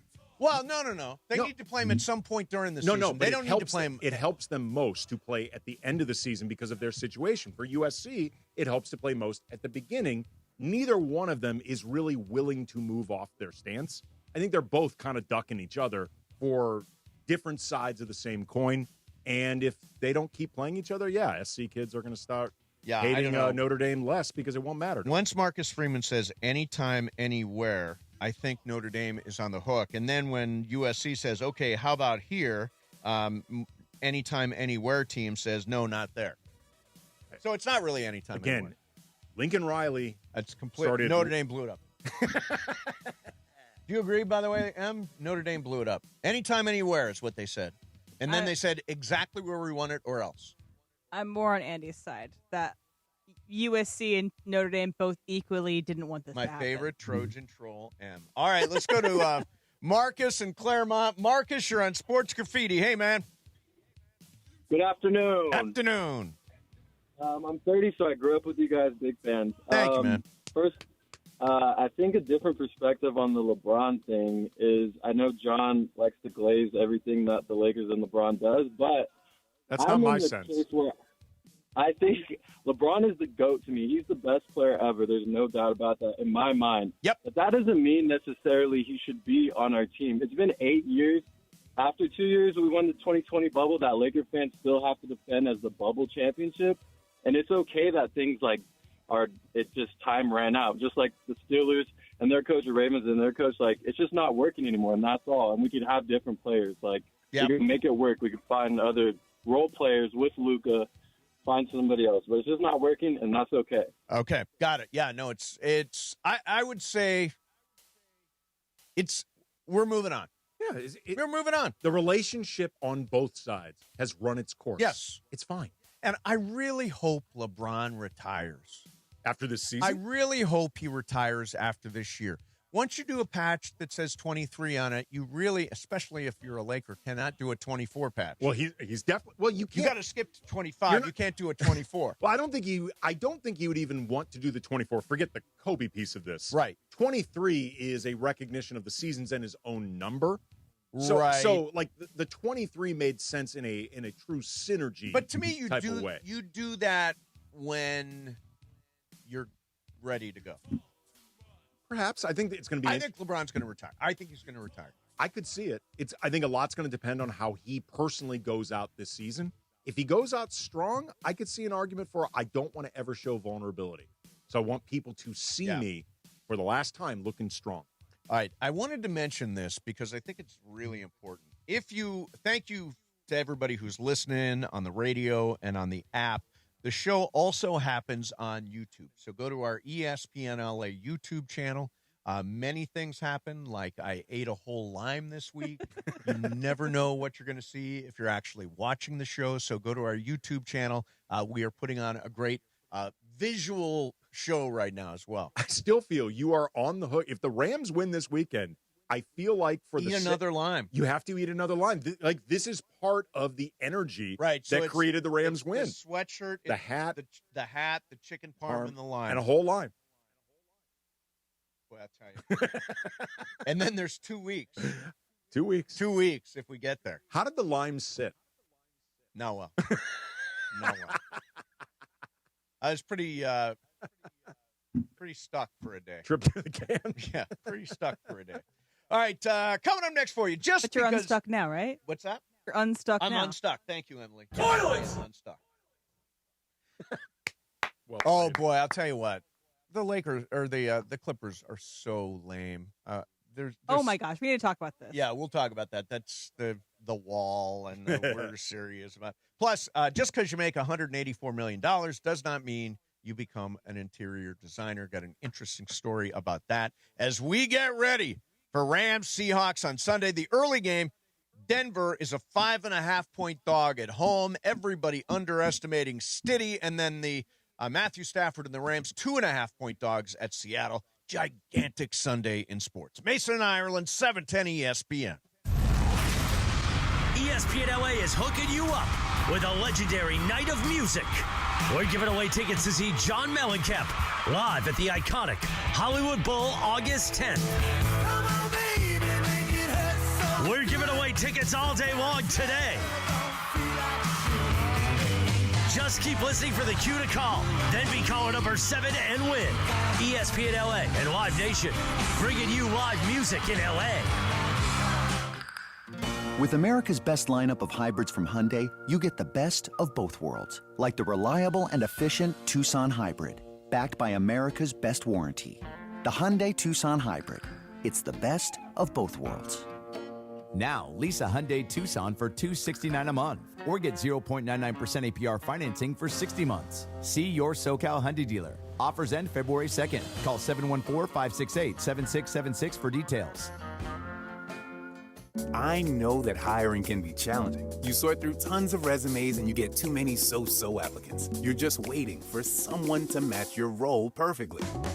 Well, now, there's a place where you can meet them fast. ZipRecruiter. Need to hire right away.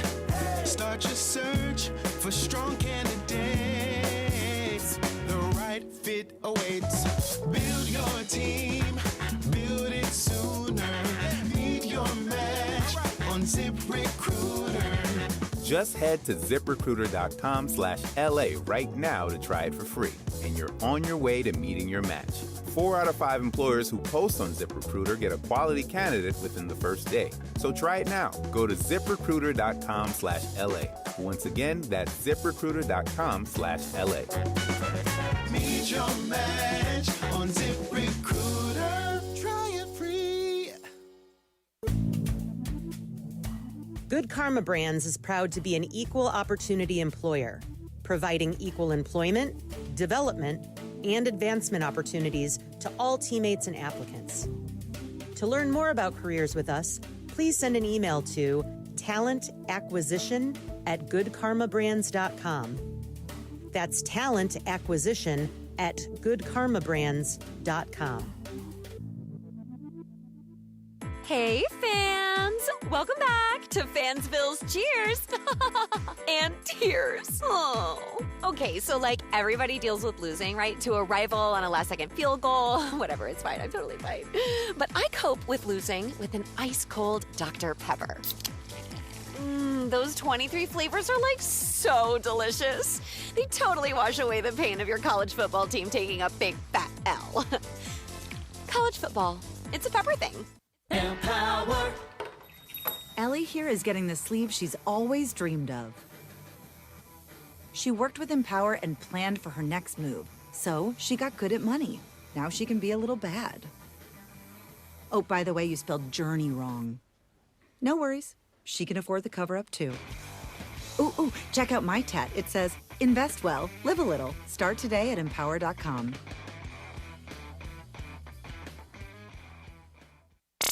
Hi, this is Devontae Adams of your LA Rams. The biggest show on the radio, this is Mason in Ireland. LA's mega sports station, 710 ESPN. Listen to every Rams game on the all-new ESPN LA app. It's Friday. Gotta get down. Yeah! All right, that was our bump back? That was one of the one-hit wonders. Oh, right. I forget what her... I thought it was a longer clip. Rebecca Black. Is that the one whose mom, made her do it and then it became a hit? I think so, but she also still does stuff today. She does a lot of DJ work. She's actually pretty talented, Is she? and I've listened to some of her new songs, and she's pretty great. Well, I play her song on most Fridays, and so It's Friday, gotta get down on Friday. the road to the Lombardi runs through Yamava this Sunday, January 25. Your chance to win the Ultimate Super Sunday prize. Join Cappy, Morales, Bergman, and producer Lindsay at the 909 Sports Bar for the AFC and NFC Championship game. Show up, sign for your chance to win a VIP Super Sunday experience and a one-night stay at Yamava. Be there this Sunday at Yamava Resort Casino to watch and win. Spots are limited. Reserve your seat now at ESPNLA.com. You in? All right. So last night the Lakers played the Clippers at the Intuit Dome. Have you been to the Intuit Dome? I have not yet been to the Intuit Dome. I've heard it's pretty awesome, though. It's so this is my impression. The courtyard where you enter. Have you been there, Em? Just in the outside. Okay. The courtyard where you enter is really cool. The scoreboard is really cool. Yes, in fact, there are bathrooms everywhere. Toilets. But otherwise, it's just kind of basketball arena. Right. Just basketball arena. Like, I don't know. I expected it to, like, blow my mind Like, when I went in SoFi there. is really impressive. SoFi is like is amazing. futuristic and incredible. It's not the SoFi of basketball arenas. I don't know where that is, but some people have said Brooklyn might be that. The first time I walked into SoFi, like, I'm not joking, my mind was blown.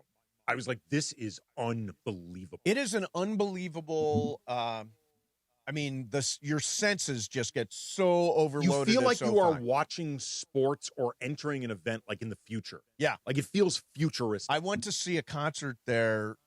This was right after COVID. Dave Grohl and Oh, wow. Foo Fighters and David Letterman, who's a huge Foo Fighters fan. Yes, he is. Introduced them. Oh, that's cool. And David Letterman walked out and said, "This is my first time in a spaceship." Yeah. And it really is. You know what's crazy, though? And again, SoFi is amazing. Yep. Technology moves so fast that by the end of this decade, SoFi is going to start feeling obsolete. I don't know. As amazing as it is. Like, because you remember when Staples, now Crip, when that opened, in the beginning, that was... Oh, it was huge. It was huge, Yeah. but it also felt advanced. It felt like it had all these bells and whistles. And by the mid-2000s, it was like, I mean, look at the Commander Stadium mock-ups. Like, that might turn into it SoFi. You think so? I haven't seen the Buffalo mock-ups either. The Buffalo, well, it's mostly outside, and it just covers just the got a seats. lip. The Commanders is basically the same thing as SoFi, where it's got kind of like that see-through, like, roof scenario. Right. But the side's open. Denver's new stadium looks cool. The mock-ups, I saw that one. I haven't seen those. Yeah, it looks very cool. Anyways, so they got this thing, the wall. You know what it is. It's like all of us Clipper fans are going to wear That our... I'm sure they paid because Clippers fans don't exist. We're going to wear our gear, and we're going to get... you've got to get certified by Chuck the Doc in order to actually sit on and then the do like a wall. blood oath or something, Blood probably. oath, There's a notary that's involved. Right, exactly, all that stuff. So last night, apparently a Laker fan in Laker gear tried to sit in the wall. And the Clippers wrote, and I think you used the best word for this, M, corny. They wrote the corniest note and handed it to this guy. It says this. Uh-oh, looks like you've crossed into forbidden territory in the wall. The wall is a sacred space for Clippers fans only, and right now you're sitting out of bounds.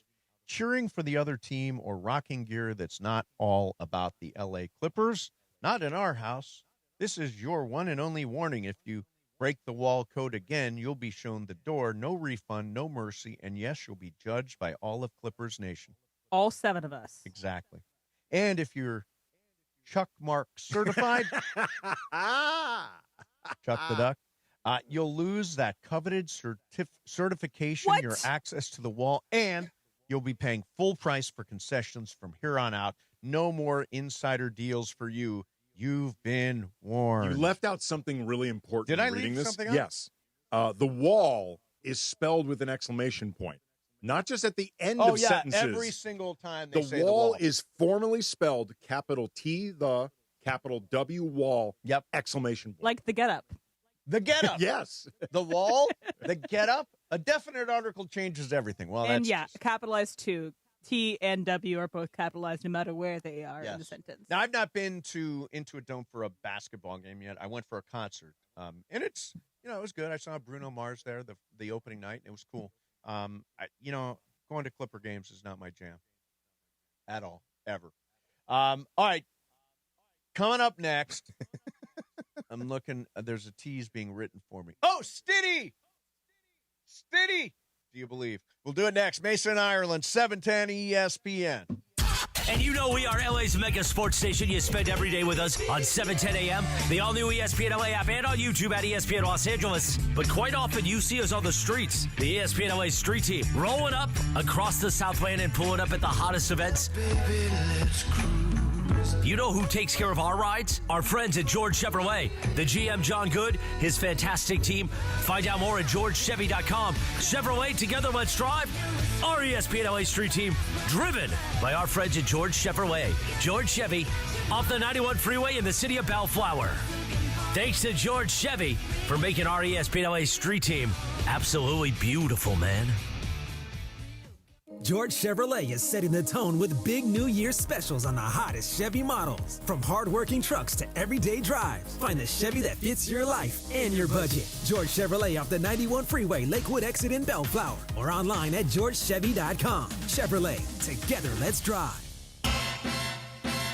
Playoffs? Are you kidding me?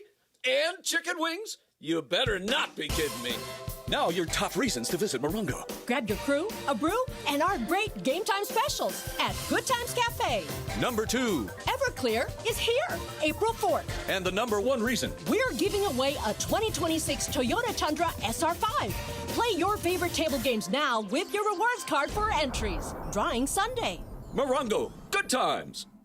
Why choose a Sleep Number smart bed? Can I make my site softer? Can I make my site firmer? Can we sleep cooler? Sleep Number does that. Cools up to 8 times faster and lets you choose your ideal comfort on either side. Your Sleep Number setting. JD Power ranks Sleep Number #1 in customer satisfaction with mattresses purchased in-store and online. And now, the more you buy, the more you save on beds, bases, and more. Limited time. For JD Power 2025 award information, visit jdpower.com/awards. Check it out at a Sleep Number store or sleepnumber.com today. Come in and check out Macy's this weekend for new active sets to keep up with your New Year's goals. There are so many great pieces in the store, and the deals are incredible. Like head-to-toe men's and women's looks from Adidas, Champion, and more, all for $50 and under. So head into the store and walk out with great deals on new active and so much more starting tomorrow. At Macy's. Savings off select prices. Exclusions apply.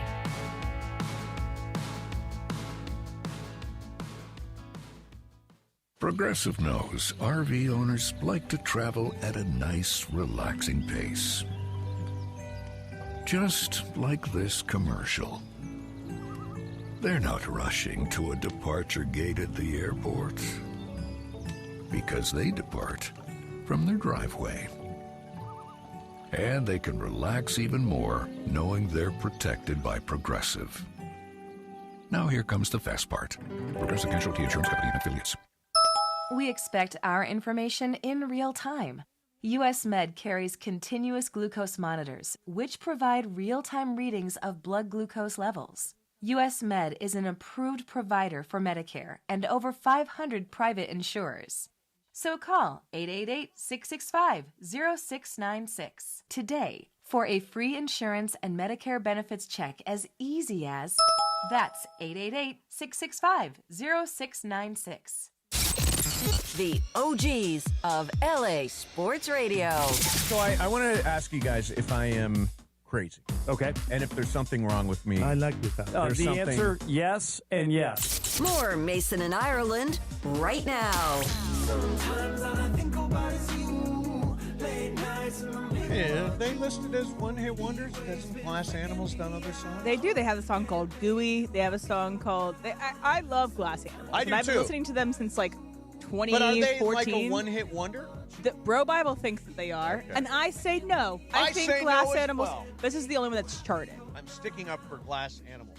All right, so this is a weird story. Steven Adams, who is with the Houston Rockets, has been there, I think you said 2 years. 2 years. This is his second season with the Rockets. He sent out on his social media how he lives. The house tour. The house tour, right. And all it is an empty room with a bed on the floor, mattress sleeping on bag. the floor, and a sleeping bag. And a gaming console and a very nice gaming chair. So obviously he has like a very high-tech gaming stuff. Yep. But is that all you need, I guess, if you're a single man? This guy has made millions. How many millions of dollars? $184 million in its totality. I mean, obviously some of that goes to your agent, some of that goes to other things, but a lot of money. It's to just a live mattress like and a that. sleeping bag in the corner of an empty room. Now, What life is that? What kind of life is that? Now, I did live like that. I did live like that. Oh, wait, you forgot about the guitars. He's got a bunch of guitars. he does have a bunch of Sorry, I guitars, forgot about the guitars. That is Yeah. really good interior decorating. Yeah, I'm just saying, like, it's guitar art. it adds yeah. a little character to the room. It 3 does, guitars sure. and an amp. So back in 2003, before I was here, I was working down in San Diego. And I did 1 year. I got fired by Fox at the end of 2002. Yeah, at the end of 2002. And I had nothing. I had nothing going on. And radio station down in San Diego called me, and I said, okay, I'll come down because I needed a job.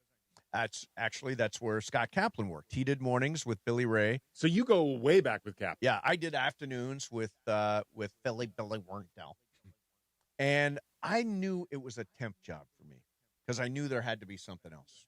And not that I had a bad time or anything like that. I had a very good time. But that's how I lived. I had a mattress on the floor with a television on the box that it came in. And did people see this place? Oh, there were nights where people saw it. Okay. Yes, you were not. People visited briefly. You were a single man. I was a single man. It was the opposite of Hotel California. You can check in anytime, but you always have to leave. You always must check out. That is exactly. Is every single guy like this to a certain age? Like, if they never got booed up at some point, they'll just live like this in I perpetuity? lived for a while with a mattress on the ground. Yeah, I mean, I think it is. It might be a guy thing. It might Brian? be a guy thing. I had the mattress on the ground in college. What? Of course. Yeah, this is Simple how we life. live. It's so simple to get a bed frame. I'm so sorry. But you know what's even simpler? Putting a mattress on the floor. Putting a mattress on And the it's floor. cool easy. if you're a young male, single. Yes. It's like- it's hip. Yeah, exactly. It's hip hip. and cool? Yeah. It's sure. very cool. Boho chic. Yeah, that's what it is. And then, thank God, a man named Ray Calusa came along, the late, great Ray Calusa. He said, you know what, I'm going to put Mason and Ireland back together, and it happened in 2004, and the rest is history. I got a job, and I've stuck with it ever since. All right, so I am of the belief that Jared Stidham can lead the Broncos to a win on Sunday at home against the New England Patriots. And I am not the only one. Others are fans of Stiddy, as he likes to be called. This is Mike Florio. I feel like the Broncos could be okay. They still have a great defense. The bar is low. They have nothing to lose. Sean Payton will do everything he can to poke and prod his players. They don't respect us. They don't respect Jared Stidham. They don't respect what we've accomplished. I think they'll be in the right mindset where they could pull off the upset at home. I mean, Stidham, Bo Nix, John Elway, Peyton Manning, Brock Osweiler, Trevor Siemian, I don't care. It's still Denver. It's not easy to win in Denver. Under normal circumstances, you get those folks as loud as they were last week for a berth in the Super Bowl, good luck with that. And can I be honest here? Drake May, not great last. I mean, no, turning the ball over. He's clearly in his first playoffs. I think it was fine. And that was also against a very, very good defense like Denver. Right. And this defense, the Broncos defense, gets to the quarterback more than any defense in the league. They also turn the ball over a lot. They get a lot of turnovers. Here is the case against Jared Stidham being able to pull this off. Has not thrown a pass in an NFL game since 2023. Okay, preseason, though. Preseason. He lit it up. Here's the case for Jared Stidham, and I think everyone's forgetting about this. Yep. Revenge game. Oh, Remember, that's right. The Patriots are the team that drafted him, and then they traded him. Exactly. Revenge game. I would like to play this clip from Jared Stidham because this gives me confidence that the Broncos are going to find a way to win the game on Sunday. I know I'm a starting quarterback in this league. I have zero doubts about that. And, it just didn't shake out my way. But I know what kind of player I am. kind of person I am. And like I said earlier, I'll be ready to go if I need to be. And yeah, like I said, I have no doubts that I'm a starting caliber quarterback in this league. The new Nick Foles. I'm a starting quarterback in this league. I like that attitude. This is also, too, his playoff debut, which on one hand could make Broncos fans nervous. On the other hand, you want to talk about a playoff debut potential for the ages. Like this setting, total underdog.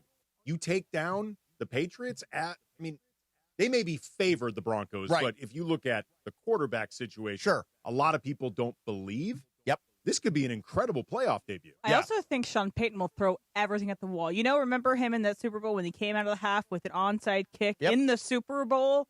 Like, I think Sean Payton, of all coaches, will be cooking up some weird you-know-what in this game to win this game against the Patriots. Yeah, I mean, if you believe the best coaches get to the Super Bowl, I think Sean Payton and Sean McVey are the two guys.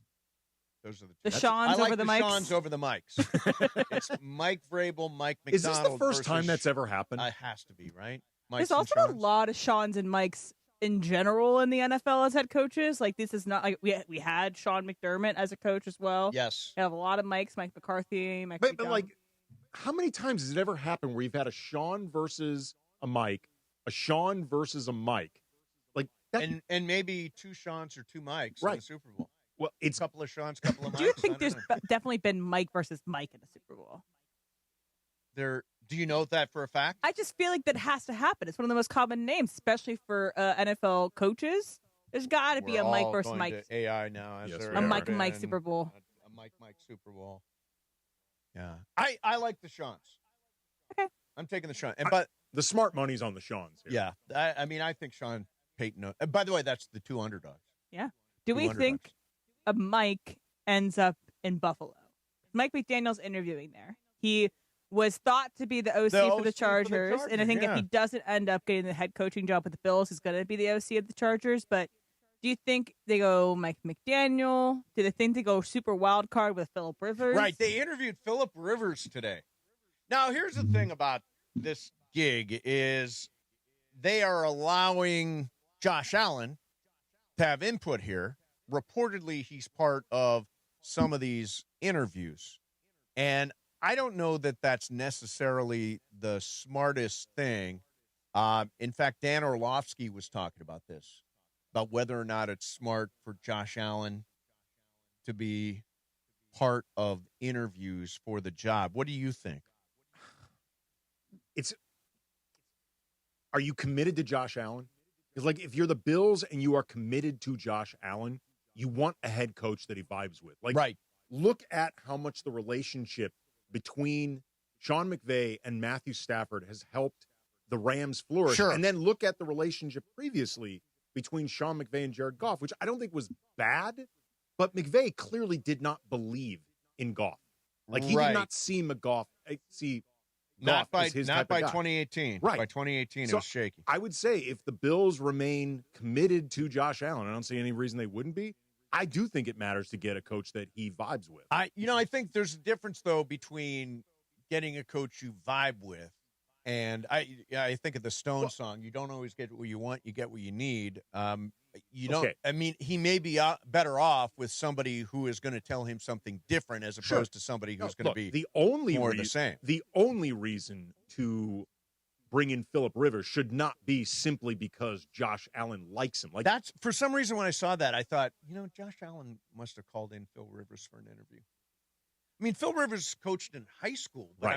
I mean, also from watching that the press conference between the president of football operations and their owner, I don't think it's exactly the smartest pair of people to be making this decision. Pagula sounded so dumb in this press conference. Yeah. So maybe he's going to make a stupid decision on Phillip Rivers as well. Sure. Yeah, I mean, that was a weird press. Did you see any of that Terry Pagula? I did not. He called out Keon Coleman. Called out Keon Coleman. Now, so listen to this and tell. So Keon Coleman, there he is, minding his own business. He's not a great receiver, but he's also not the number one receiver on your team. Right, and they just drafted him. And listen to this. As Terry Pagula, I think the question is originally to Brandon Beam, and then Terry Pagula jumps in. Listen. Can I interrupt? I'll address the Keon situation. The coaching staff pushed to draft Keon. I'm not saying Brandon wouldn't have drafted him, but he wasn't his next choice.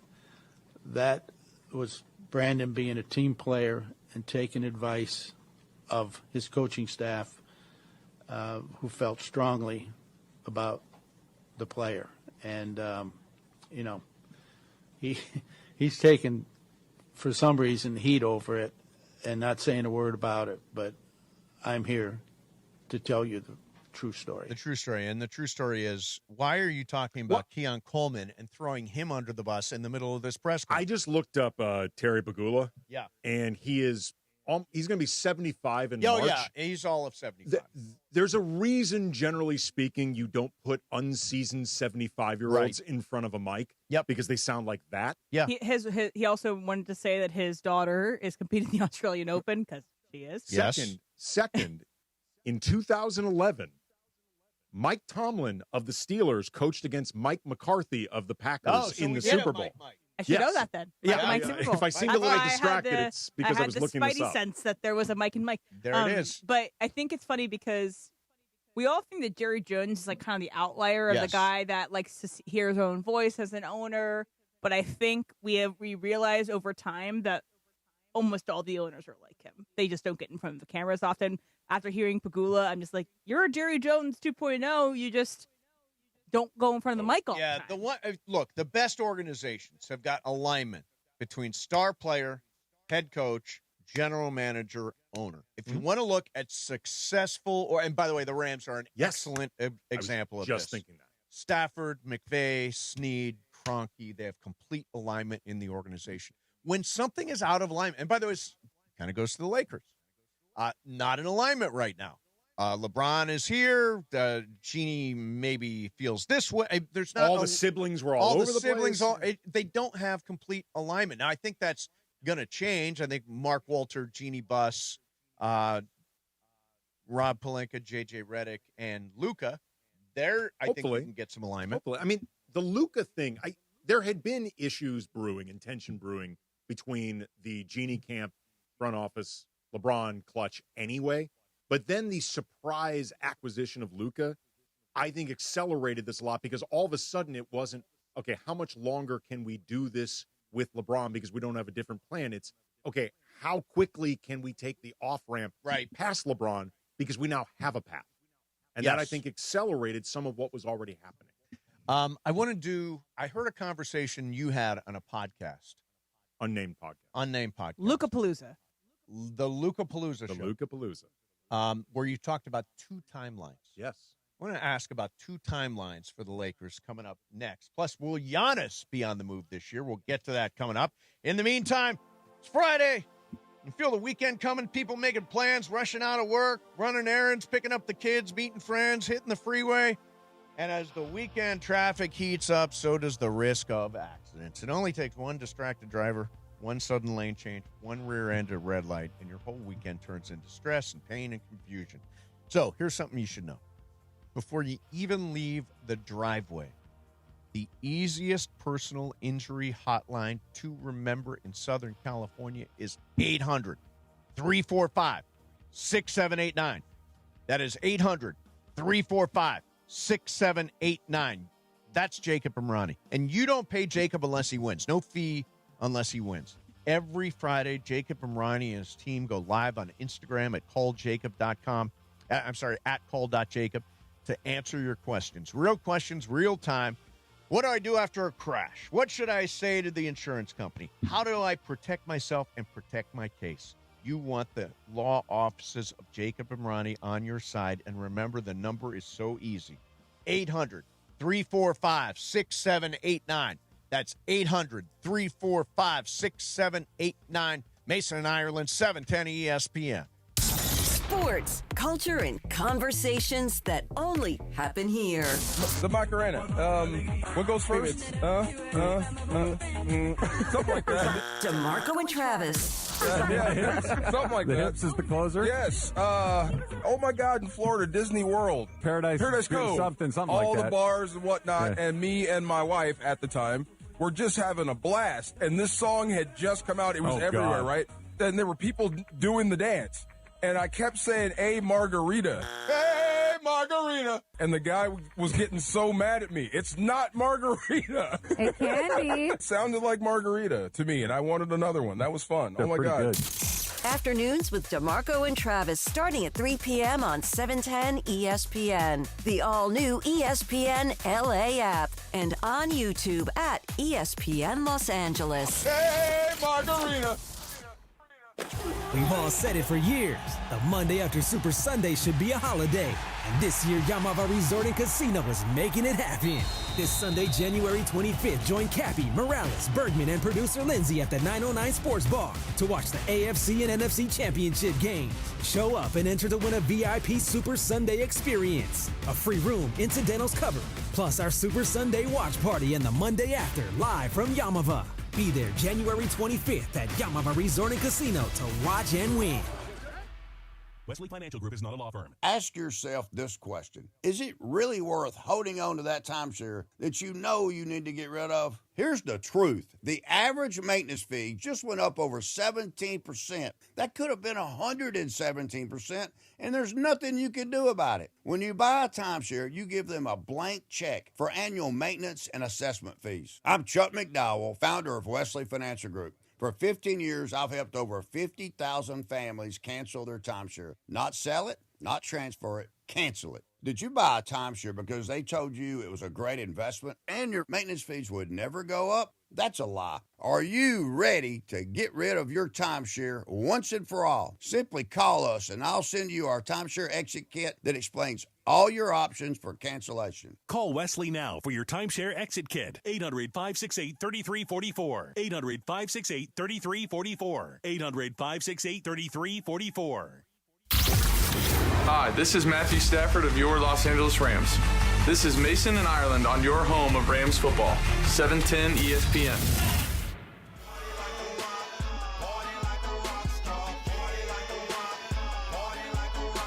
Another one-hit wonder.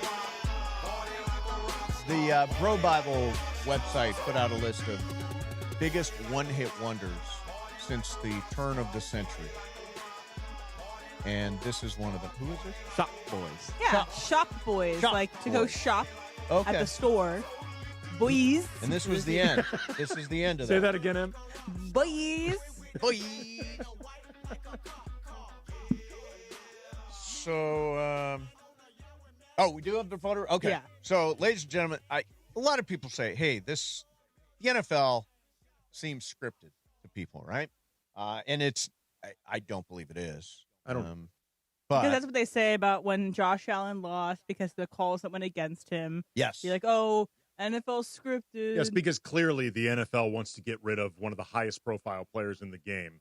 They clearly want Jarrett that guy Stidham. bound. Yes. So even Bo Nix. So we put a picture of a NFL poster on the YouTube. If you're not watching on YouTube, it's the ESPN LA And channel. NFL put this out before the games last weekend. right. So, like Saturday morning, they put out this picture. So it's a big picture of a Lombardi trophy. Then you got the 8 quarterbacks who are remaining.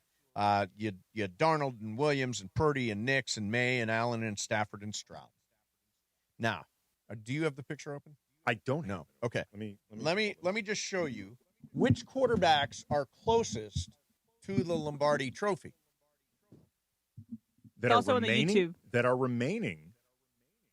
It looks to me the 4 winners. The 4 winners. Yep. I mean, they didn't update it to have Stidham. No, Yeah, they this did is not. before the games. But it is amazing that if you look at this poster and think about this going into the divisional round. But here, okay, they have Darnold in the front row, and they have Purdy in the back row. They have Nix in the first row. They've got Allen in the last row. They've got May in the first row. They've got Stroud in the back row. They've got Stafford in the front row. They've got Caleb in the back row. So now this, though, lends credence to the idea that the NFL wanted Buffalo out, which, again, makes no sense. Yeah. But if you want to go with the conspiracy theory, Bo Nix is the closest to the Lombardi. Therefore, the NFL, for whatever reason, had a vested interest in the Broncos winning it all as shown by the meme.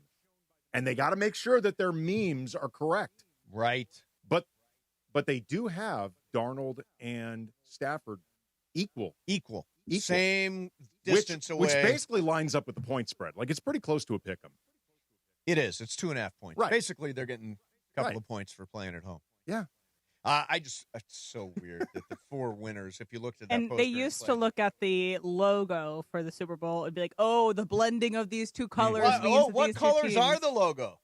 It's blue and pink, so I don't think that's going to work this year. Blue and pink. It's in this photo. Oh, that's the I LX. see. There's some green, there's some blue, there's some pink. It's blue and pink. It's green and blue and pink? I think it's green, blue, I don't and pink. think there's a lot. Now we're getting on colors. It's like Yeah, a light blue and a dark blue and then a pink. All right. That's a lot of Rams colors. Light blue, dark blue. Yeah, blue. Just I'll take the blue. It's also Seahawks colors. Yes, it is. All right, so here's the thing. Brian Windhorst was on the Get Up this morning. As you may know, I watch the Get Up on most days. With an exclamation point, just like the wall. Exactly. Here's what Windy said about Giannis Antetokounmpo and the trade deadline. Giannis is the trade deadline. There is really not a lot of other players out there that can move the needle. There is very small to no market for John Morant or Anthony Davis. The entire league is watching Giannis. If Giannis ends up coming to market, yes, you would have a handful of teams making offers. But I think if he were to be traded, it would affect 3, 4, 5 teams because there would be ancillary trades. All of these front offices that I'm talking to are sitting on the sideline watching it. If it goes forward in the next 2 weeks, you will see a flurry of activity and potentially a changing of balance of power in the league. If it does not happen, I think some of it or a lot of it gets put off to the summer when I think Giannis will have to deal with the situation again. Do you think Giannis gets traded at the deadline, Andy Kamenetsky? No. I think it's going to be too complicated. And also, I think Giannis wants to – he's very conscious of how this looks. Mm-hmm. He wants to be the good guy. I think if it happens before the deadline – it'll make it seem to a lot of people like a hostage situation. Well, but also it'll make it seem like he was the one who said, I will never ask for a trade. Right. Like I'm 10 toes down. If they want to move me, that's different. The Bucks are not going to move Giannis within the next 3 weeks unless he asks for it.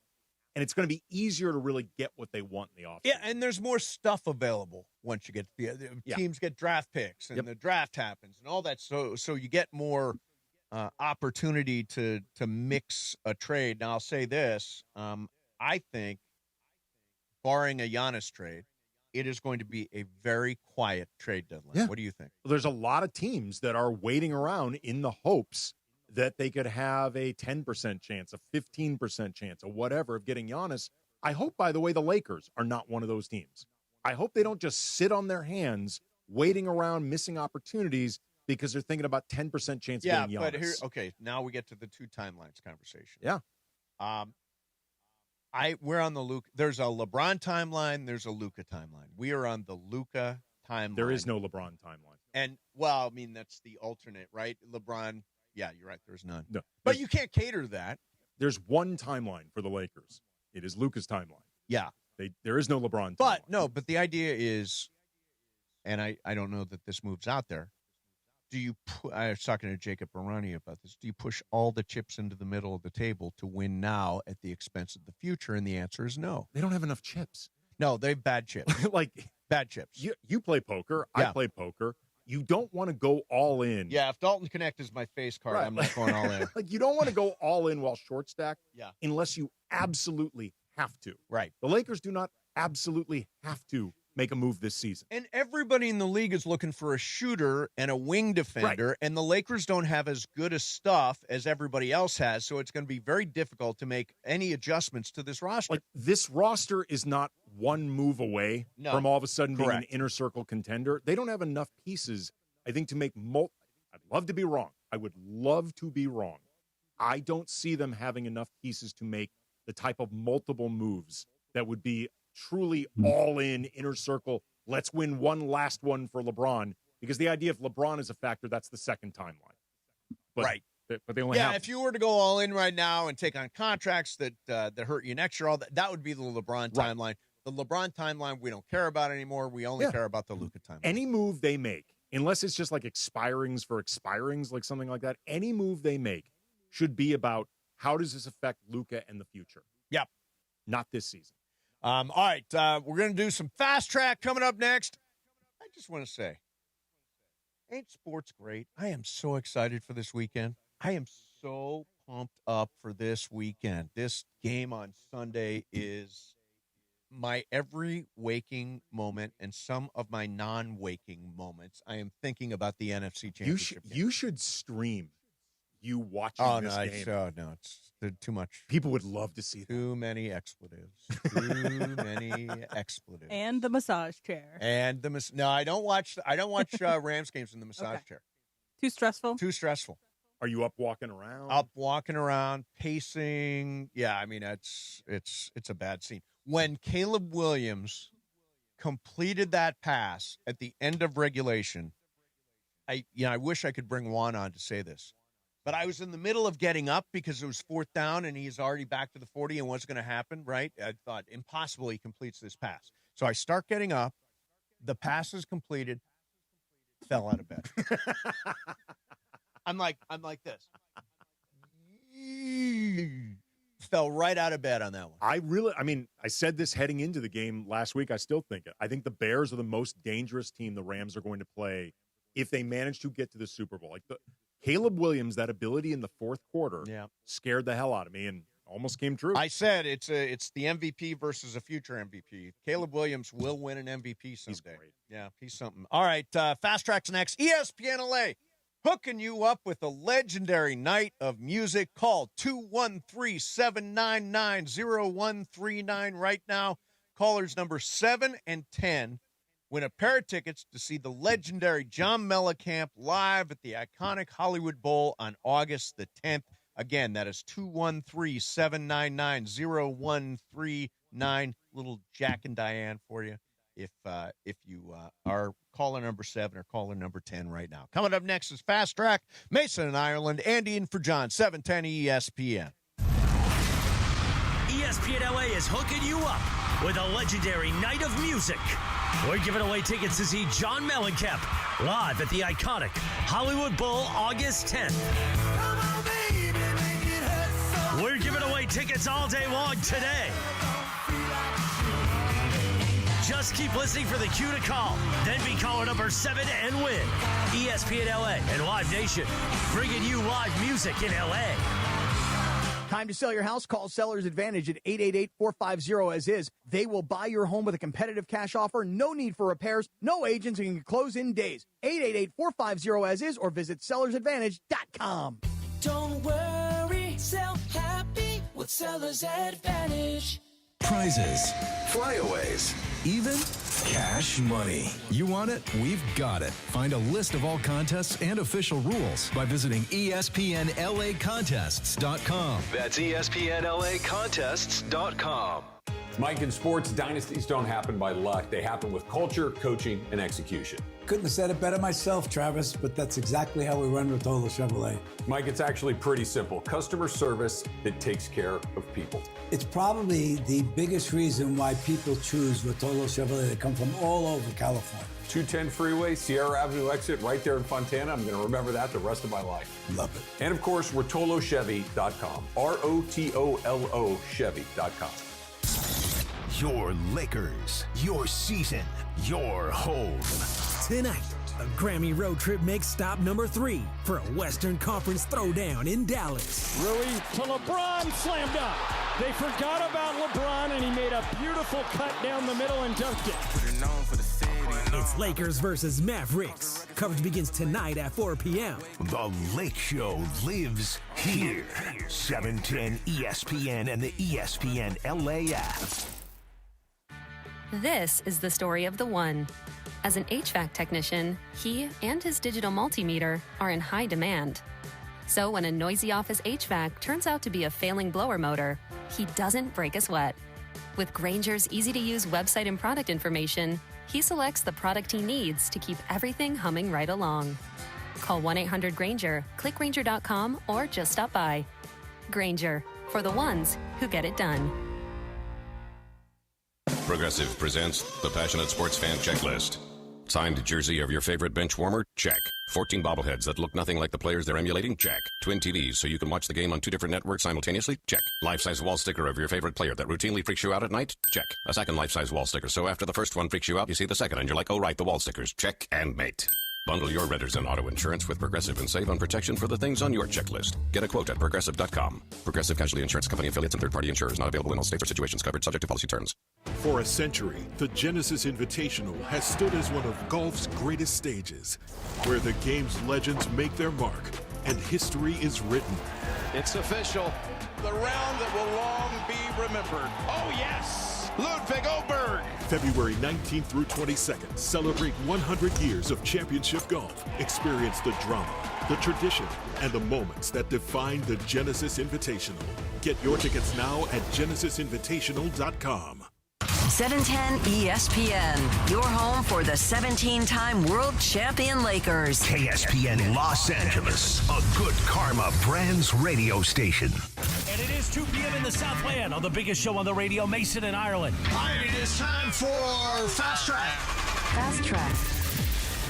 The return of Fast Track, driven by our friends at Cerritos Auto Square. Why do more people buy their car at Cerritos Auto Square than from any other location in Southern California? Easy. With 24 dealerships side by side, car shoppers can find the right car at the right price at the right location. Cerritos Auto Square. Learn more at CerritosAutoSquare.com. Time for Fast Track. Down low is 350Q, 3.25 horsepower, 4-speed, 410 gears, 10 coats of competition orange, hand rubbed lacquer with a blue plain manifold, open race cams. Fast Track on Mason in Ireland. Time for Fast Track. Take it away, Mace. Zoom, man. Before I get to my Fast Track, the road to the Lombardi runs through Yamava, and you can follow along wherever you go. Watch along live with Cappy Morales, Bergman, and producer Lindsay during the AFC and NFC Championship games on the ESPN LA YouTube channel.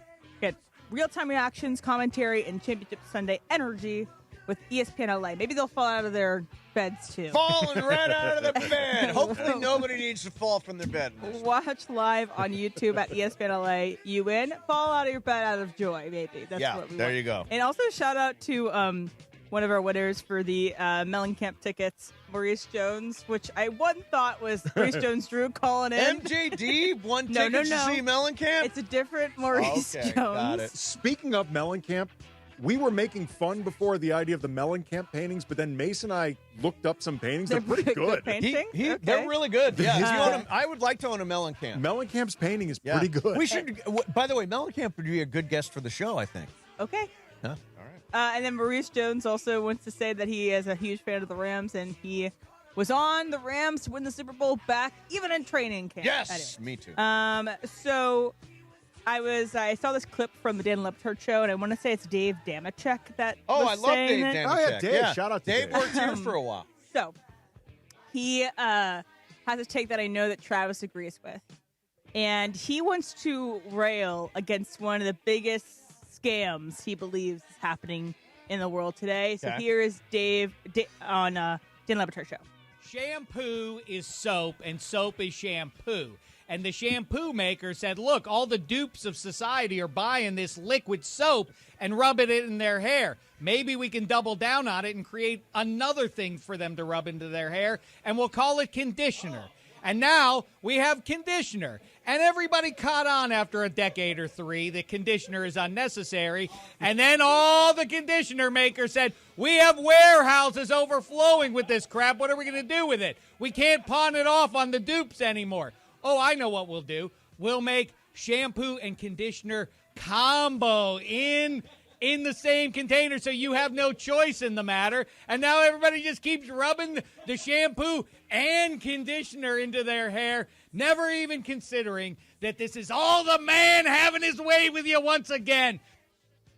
One thing about this argument... I think that's brilliant. One thing about this argument is only men ever make this argument because you guys don't have enough hair to actually need different products. I will say, me and Brian were talking about this because we brought it in the clip. Conditioner is important when you have longer hair, when you got to make sure your ends don't get all split ends. Mm-hmm. So if you don't have long hair, I do believe conditioner is a scam and soap is shampoo. Yeah, I have to be honest. I have a bottle of body wash in the shower, and I wash my hair and myself with the body wash. Your hair isn't long. You don't need it. There's no difference between body wash and shampoo. For- It's just liquid soap. So, Dave's right. For women, shampoo is different than body wash. Sure, okay. Right. We need different ingredients for our hair, and I've tried different shampoos, and I see a noticeable difference in the quality of my hair with and without it. So I do think when you have longer hair, the margins can do a lot. Mm-hmm. Well, I guess if you have long hair. I used to have long hair, and when I had long hair, I used to pretty religiously use conditioner. I've known Dave a while. I've never known, though, if Dave had long hair. Yeah, I don't know that he does. Dave Damashek is a great guy. He's Do you know awesome. the Dave Damashek story? I don't. What's the story? Okay, so Dave Damashek was brought here when they blew out John Ireland and stuck me in the middays. They brought in a guy named Dave Damashek to do the afternoons. And Dave Damashek, for whatever reason, they didn't like the guy or whatever, so he went and started doing a podcast. And at the time, nobody was doing podcasts. It was almost like, well, you're still getting paid, so we're going to make you do a podcast. You're Come in in every day and do a Siberia, pod. basically. Exactly. And Dave turned that podcast into a tremendous podcast. I think he's now with the NFL Network. There he is on Dan Le Batard. I was going to say, really funny. He is with Meadowlark, and I think still works for the NFL Network. He is great at what he does. B, an awesome dude on top. Yeah, really funny guy. He got screwed here, but he's done really well since. Fast Track. I wanted to dive back into the news we talked about a little bit last hour about Phillip Rivers, possibly getting the head coaching Championship opportunity. coach. Right. I saw this stat today, which I thought was pretty interesting. Only 2 times ever in the history of the NFL has there been a head coach with 0 college or NFL experience. Was one Jeff Saturday? Jeff Saturday was the most recent, 2022. And then you have to go all the way back to 1961. Norm Van Brocklin was the first one with former 0 Rams experience. quarterback Norm Van Brocklin. Now, when you think about that, there's only 2 ever in the history. It was 60, I think, 2 years before, Jeff Saturday. And Jeff Saturday didn't work out. No, did not. Just coached a few games down the home stretch 2 years ago. When you factor in that Phillip Rivers is, up there in the Hall of Fame caliber of, played for nearly 20 years, Hall of Fame ballot-esque, does that change it at all over Saturday and the other guy? Like, do you think Phillip would be more ready to get the job, or is it the same? I think it would be my initial reaction was, I have no idea why they're interviewing Phil Rivers, and I think it would be a disaster. You want somebody who's coached before. I understand going with a coordinator who's going to learn to be a head coach. Phil Rivers hasn't even been a coordinator. He's been coaching high school football. But look at J.J. Redick. He didn't even coach. He only coached youth basketball, and now he's coaching the Lakers and coaching them pretty well. Yeah. Respond to that, because I can't think of a way to respond to it. There can be... Yeah, you stumped me there. There can be exceptions. Yeah. And, JJ had only coached little kids. He didn't ever even coach, high school age kids, much less college, much less pro. Right. But, and I think JJ would be the first to admit it, and I think you can see it with JJ, there is still a lot JJ's learning, not just in terms of how to coach guys, but temperamentally. We've seen JJ's hair has grayed so much in true. a year and a half. You would think he was president of the United States. Yep. The way his hair has, JJ yesterday, actually after the loss, started to talk about selfishness and self-interest and how the trade deadline and how free agency can affect guys. And then I think he caught himself oh, crap. He did hold back a little I should not have said that. That was a little too much. Remember, after the Christmas Day loss, he's like, this next practice is going to be uncomfortable as hell. Everyone's going to hate this. And then I think he realized, whoa, that was a little much. A little strong. I think the difference between, my argument putting in JJ there is because the role of the coach is very different in basketball than in NFL. The coach is maybe number 2 most important thing to winning a game in the NFL. And that's not necessarily the same thing, I think, it's a players' for league. basketball. Yeah, it's a players' league. I think that is the difference. And JJ obviously rolled out of the broadcast booth. We've seen other guys Steve Kerr rolled out of the broadcast booth and became a head coach. So we've seen other guys do it. So there's a track record. We've never seen it done successfully in the NFL. So I just think it's a huge leap. I would want to know the reason why. Why they interviewed him? Why does Phillip Rivers seem intriguing to the Bills? What is it about him? Is it because all of a sudden we're thinking about Phillip Rivers after he came back for a little bit and it's wow, sage veteran.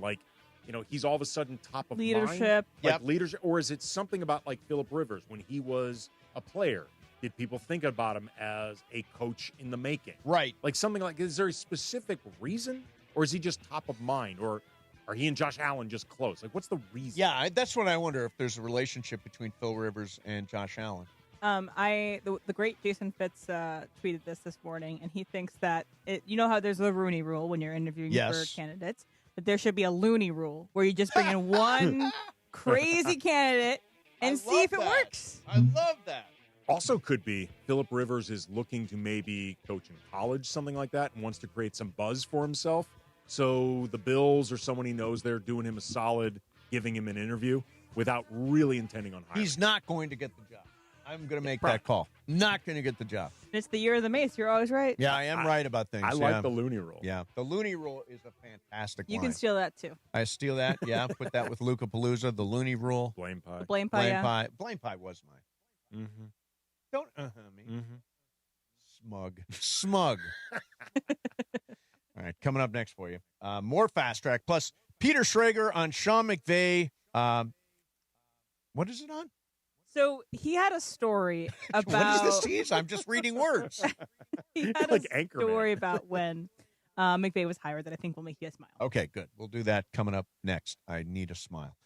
More Fast Track, Mason and Ireland, 710 ESPN. It is Fast Track on Mason and Ireland on 710 ESPN, the all-new ESPN LA app, and always on YouTube at ESPN Los Angeles, driven by Cerritos Auto Square. And it is time for Fast Track. Fast Track. Why do more people buy their car at Cerritos Auto Square than from any other location in Southern California? Easy. With 24 dealerships side by side, car shoppers can find the right car at the right price at the right location. Cerritos Auto Square. Learn more at CerritosAutoSquare.com. Time for Fast Track. More Fast Track next. One briefcase, one moment could change everything. Yamava Resort and Casino at San Manuel is giving you a chance to own your destiny in 2026. Play throughout the month of January, and on January 28th, one Club Serrano member will win the case, and with it, a finale spot in any 2026 promotion, plus $400,000. Which destiny will you choose? It's all happening at Yamava Resort and Casino, celebrating its 40th anniversary. You in?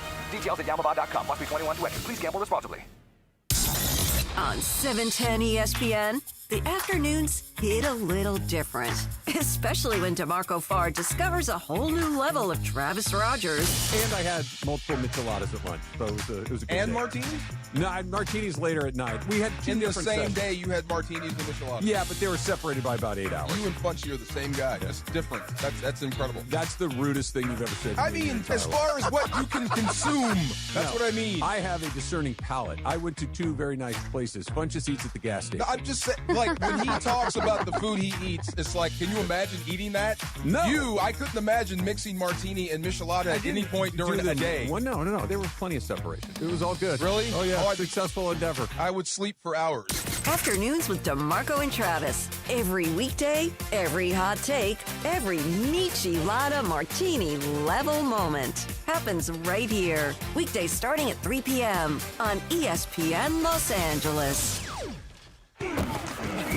And straight to the championship with a brand new truck from Northridge and Wonders Toyota. Lease a brand new 2025 Tacoma for just $84 a month for 36 months plus tax, only from Northridge and Wonders Toyota. You got a trade-in? Your ride could be worth more than you think. So get in the game with Northridge and Wonders Toyota. They make it easy. Tacoma model 7162G, VIN number 3TYJDAHN 1ST037657. Base excludes tax, title, license, registration fees, dealer options, and charges. $59.95 due at signing. $84 per month. Offer expires 1/31/2026.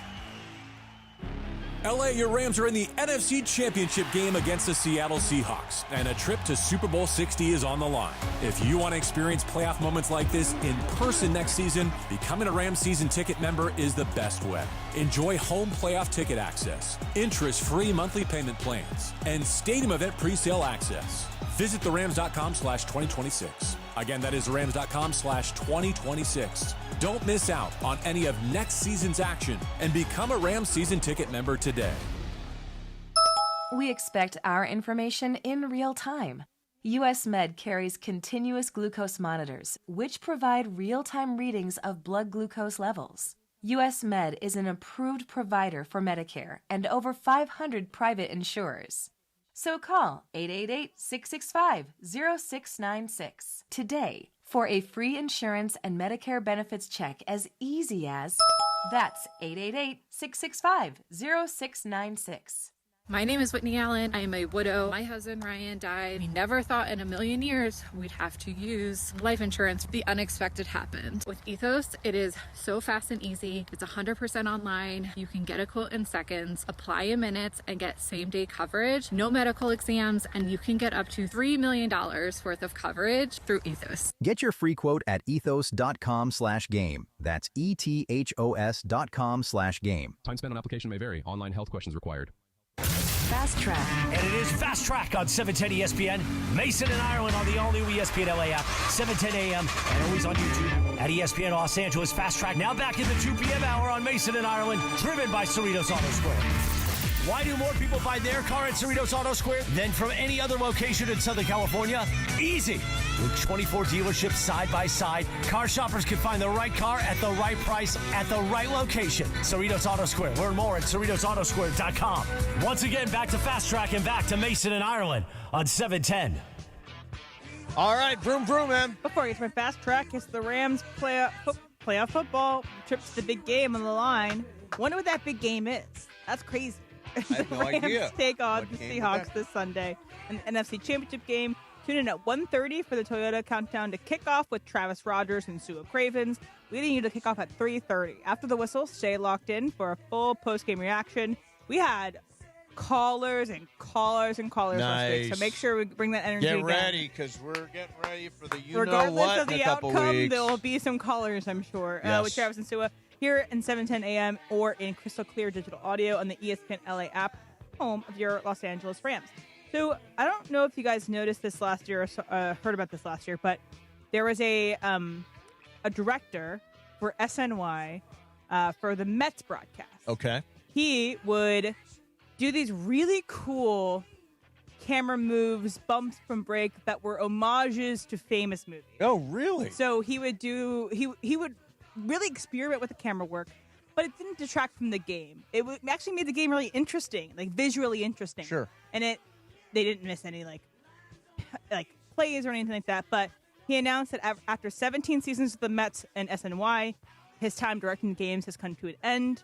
The Mets basically decided to go into a different direction than him. Yep. And this hurts because he made baseball cinema. It looked incredible, and I'm sad he's gone.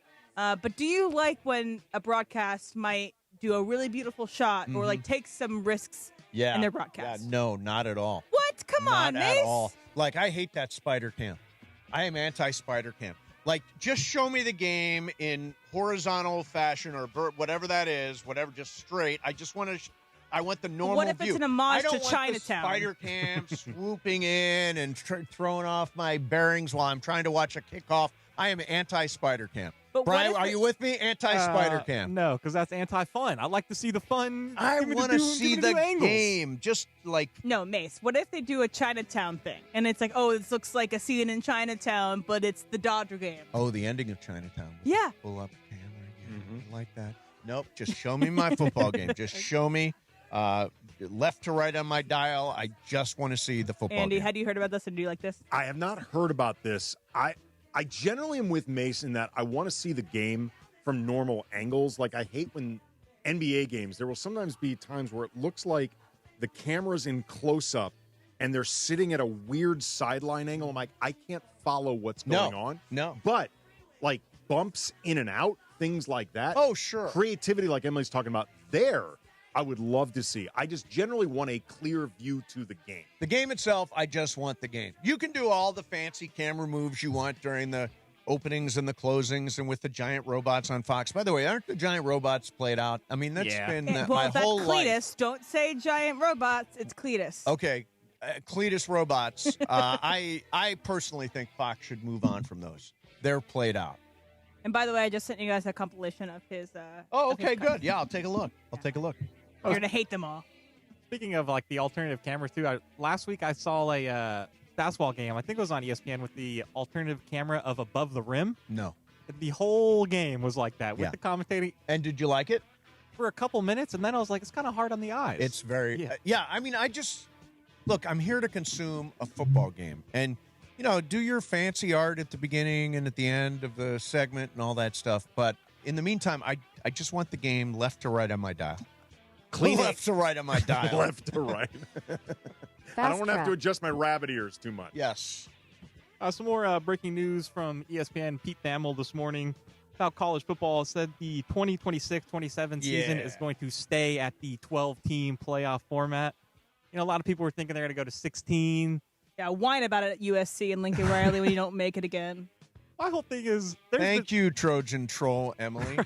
There were so many bad bowl games, and even some of these first round of the 12 were so bad that I think it's perfect where it's at. I don't want to see more bad football for these bowl games. Yeah. Do you feel the same way? I hope college football has learned its lesson, and we won't see James Madison and Tulane in the playoff. Well, this is what happens when you get automatic bids. Right. I mean, you can't have it both ways. You either have to eliminate the automatic bids and just look for the 12 best teams. Yep.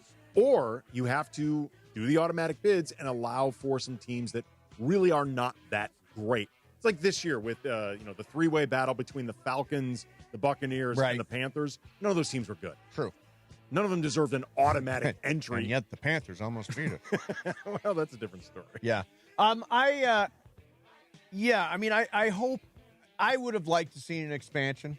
Apparently they can't agree on whether or not they'll ever go to 24. I think 24 is too many. 16 I would have been okay with. And by the way, if USC gets through next season with 2 losses, they're in the playoff anyway. So I'm not worried. And they lose in the first round to who knows? If they get through that schedule with 2 losses, they're not losing to many people. They'll lose to Boise State. Yeah, Boise State, please. All right, there you have it. There's your fast track for today. Sean McVey turns 40 tomorrow. Don't tell him happy birthday. But we will. And there's a note on Peter Schrager on Sean McVey getting hired, Emily. Yeah, so he was talking, I believe, on his own show on the Omaha network here at ESPN. And he was telling a story about when McVey was first hired and, like, what a swing it was for the Rams. Here we go.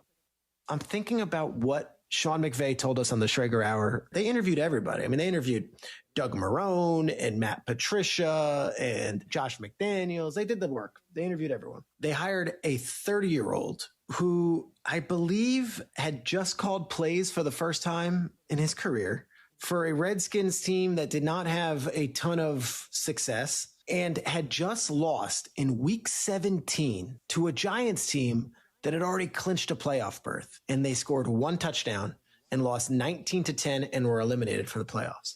And this was a team that had just moved to LA, had this big void of relevance in the NFL, and they took a massive swing. To hear it from McVay's side, it's funny because he talks about in that pod that we did earlier this season, talks about how he was at a table and Fergie and Josh Duhamel come up to the table and ask Stan Kroenke, so who are you going to hire? And Sean's literally at the table after just interviewing and they have no idea who he is. Like, it's funny now, but if you go back and you think 9 years ago, they hired a 30-year-old with no head coaching experience at any level, who had just called 1 season of plays for like a mediocre offense and had just lost and didn't even make the playoffs. And they announced that as their like hire. It's one of the biggest swings in coaching hiring history. I really do think so, because look at what he's done. McVay is now considered one of the greatest coaches of all time, and I don't think anyone would argue that. Say all that, we have 8 openings. I want to know who's going to take the swing. That's very interesting. The one thing I'll say is, the most important part of getting a coaching job is your presentation at the beginning. I would imagine Sean McVay probably had a PowerPoint and explanations and had an answer for every single question, because that's who Sean McVay is. I think if you blow the team away in your interview, you got a real shot at the job. And I think Sean McVay probably did an incredible interview. I imagine that he did. He's got a natural charisma and an enthusiasm, and he can make you excited just by hearing him talk about blank. Yep. I think it also helps, too, that he grew up in a football family. So you knew that Sean McVay, maybe he's not experienced but he's seen a lot. Yep. Like he's lived this life. It's one of the benefits of nepotism is that you understand what it takes to be great. Correct. He grew up in the football culture. Right. He didn't have experience, but he understood what this life is like. I also think, too, the Rams were smart enough to realize we are in a starting over period anyway. We had just come out of that 2016 miserable season at the Coliseum. We have a brand new quarterback in Jared Goff who's still getting experience. We have a young team. In some ways, we're looking to grow anyway. Why not take a chance on a young guy that we love his potential? There's something that feels different and fresh and exciting about him. And if they waited, they might not have gotten him ever. Sure. And if you're waiting for the person to be ready, you won't get them. You kind of have to go a little early, and obviously this worked out for Sean. And the thing about Sean McVay is that he sets such a standard of anybody that works for the organization, of hard work, of determination, but of picking each other up and just recognizing that there's a standard to be met at the Rams, that whenever you're there, when you walk into the building, we have one goal in mind and are going to pick everybody up to do that. And he holds himself to a high standard, too. I mean, that's another piece of it, too. Like, Sean McVay does not seem like, and I've never heard anything the opposite, where he's telling everyone what to do and just delegating authority and not really willing to put in the work himself. He puts a lot on himself. Yes, yeah, Oh, exactly. I mean, he takes everything on himself. I need to do a better job. I need to call better plays. I got to put my guys in better position. And by the way, I think this embodies who Sean McVay is with this team. This was on the field, mic'd up, after Caleb Williams threw the Hail Mary to tie the game or to get within a point in Chicago. We are winning this game. Whatever happens, who cares? Move on. Be present. Let's go. Let's go. Get it up in here. Family on 3. 1, 2, 3. Love that. He's about to lose his voice. Yeah. He's yelling in that freezing cold like he is about to lose his voice. So is he the best hire in the history of LA sports? Answer that next. Mason, Ireland, 710 ESPN. Hey, this weekend, we've been talking about it. Big games almost here. This weekend, AFC, NFC championship game. All kinds of NBA action. The Lakers in Dallas tomorrow night. Luka Palooza. Luka puts on a show in Dallas. All that stuff. Prize Picks is easy. You simply pick 2 to 6 players. Pick more or less on their stat projections. Submit your lineup. Prize Picks, you win, man. It's good to be right. Prize Picks also has got early winnings, early payouts. If your lineup gets off to a really good start, you got the option to cash out those winnings before the game even ends. And you can also copy lineups with one click with the new social feed tab. Don't miss any of the action. Sports is so much more fun with Prize Picks. And right now, you get $50 instantly when you use code MACE, M-A-S-E. That's code MACE, M-A-S-E on Prize Picks to get $50 instantly in lineups when you play $5. Win or lose, you get $50 in lineups just for playing, guaranteed. Prize Picks makes every sport more fun. It's good to be right. Got to be present in certain states. Visit prizepicks.com for restrictions and details. Mason and Ireland, 710 ESPN. ESPN LA is hooking you up with a legendary night of music. We're giving away tickets to see John Mellencamp live at the iconic Hollywood Bowl August 10th. We're giving away tickets all day long today. Just keep listening for the cue to call. Then be caller number 7 and win. ESPN LA and Live Nation, bringing you live music in LA. Mike, in sports, dynasties don't happen by luck. They happen with culture, coaching, and execution. Couldn't have said it better myself, Travis, but that's exactly how we run Rotolo Chevrolet. Mike, it's actually pretty simple. Customer service that takes care of people. It's probably the biggest reason why people choose Rotolo Chevrolet. They come from all over California. 210 freeway, Sierra Avenue exit, right there in Fontana. I'm going to remember that the rest of my life. Love it. And of course, RotoloChevy.com. ROTOLO Chevy.com. Hey, Laker fans, are you juggling work and family, chasing big goals while keeping everything else on track? You're in Ander, and National University gets it. That's why they have flexible online courses, career-focused programs, and real support for busy students who do it all. Whether you're building a career, raising a family, or going after your next big win, NU helps you crush your end game and your end game. Make your move. at nu.edu. This is the story of the one. As an HVAC technician, he and his digital multimeter are in high demand. So when a noisy office HVAC turns out to be a failing blower motor, he doesn't break a sweat. With Grainger's easy-to-use website and product information, he selects the product he needs to keep everything humming right along. Call 1-800-GRAINGER, click Grainger.com, or just stop by. Grainger, for the ones who get it done. Progressive presents the Passionate Sports Fan Checklist. Signed jersey of your favorite bench warmer? Check. 14 bobbleheads that look nothing like the players they're emulating? Check. Twin TVs so you can watch the game on 2 different networks simultaneously? Check. Life-size wall sticker of your favorite player that routinely freaks you out at night? Check. A second life-size wall sticker so after the first one freaks you out, you see the second and you're like, oh right, the wall stickers. Check and mate. Bundle your renters and auto insurance with Progressive and save on protection for the things on your checklist. Get a quote at Progressive.com. Progressive Casualty Insurance Company affiliates and third-party insurers. Not available in all states or situations. Covered subject to policy terms. Hi, this is Devontae Adams of your LA Rams. The biggest show on the radio, this is Mason in Ireland. LA's mega sports station, 710 ESPN. Listen to every Rams game on the all-new ESPN LA app. There's Gauthier. Gauthier. A couple years we won't remember his name at all. Well, I don't even know that's his real name. It was a band. Oh, it's a band? I thought it was a person. Isn't a person named Gauthier? His last name might be Gauthier, but there's also a lady in the band. Okay, got it. That is one of the one-hit wonders of the 21st century, according to Bro Bible. All right, so Sunday, we got Rams on the field in Seattle versus the Seattle Seahawks. They are 2.5-point dogs. I wanted to play this. Adam Schefter suggested that we keep an eye on Sam Darnold. I'm going to go to his oblique. Last week, he hurt his oblique 2 days before the game. Didn't throw. Right. Obviously, played well on Sunday. They managed it well, but I see this week, they're limiting his throwing this week. He's not going to take all the throws. He says he's feeling better, but it's still a factor. And obviously, they'll numb it up on Sunday. He'll get through it. It's not like he's not going to play. He's going to be out there. But you wonder if that oblique will interfere at all on Sunday. He'll take the needle. He'll be fine. But he only threw the ball 17 times against San Francisco, so they didn't need to do very much.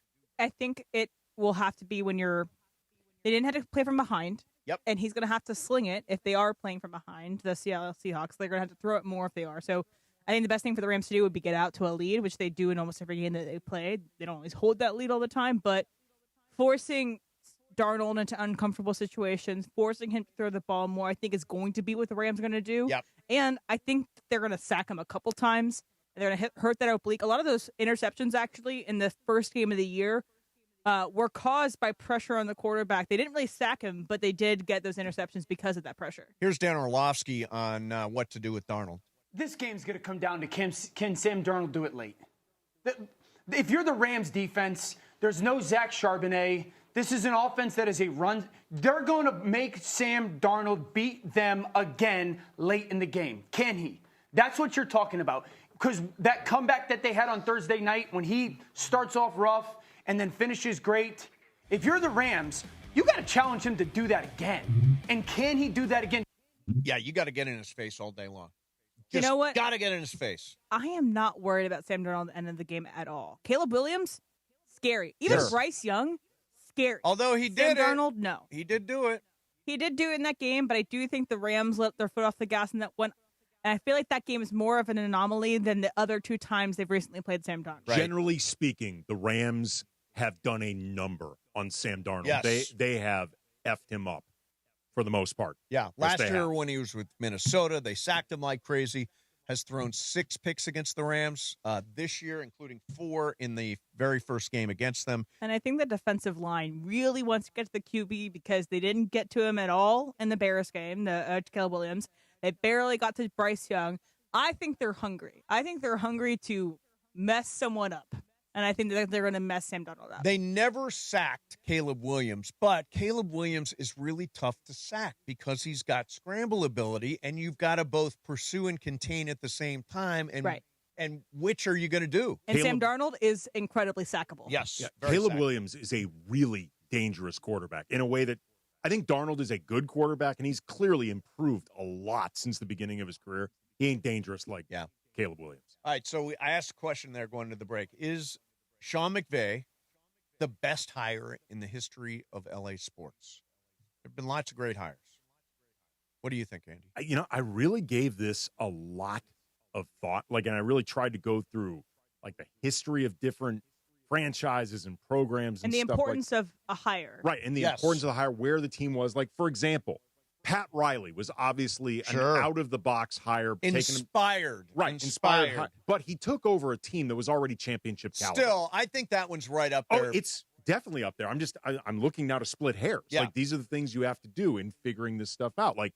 Phil Jackson obviously led the Lakers to 5 championships, but he took over a loaded really team, good foundations both times he was here.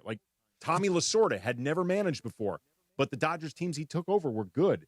The only guys I can think of that are comparable in terms of taking over teams in a bad place, Pete Carroll.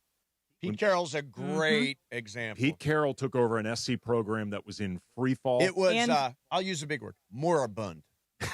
That is moribund. And a college football coach is so vitally important, not only for the play calling ability and coaching in a game, but for recruitment. Yes. John Wooden created an institution with UCLA basketball. UCLA basketball, to the best of my understanding, kind of irrelevant until John Wooden came in. He's another great example. But then McVay, the combination of where the Rams were, frankly, the lack of excitement about them initially even coming back in the first place, and him having no experience as a coach, how young he was, the inspiration. If it ain't McVay, he's in the inner. I would say it's either McVay or Wooden. What about Dave Roberts? Dave Roberts came to a loaded team. I don't think managers in baseball have as much influence as, for example, a head coach has in football. Or at least in today's game. Right. Tommy Lasorda is a different case because the manager did different things back then. But I just wanted to give Dave Roberts out there because back-to-back championships, 3 championships in total as the manager.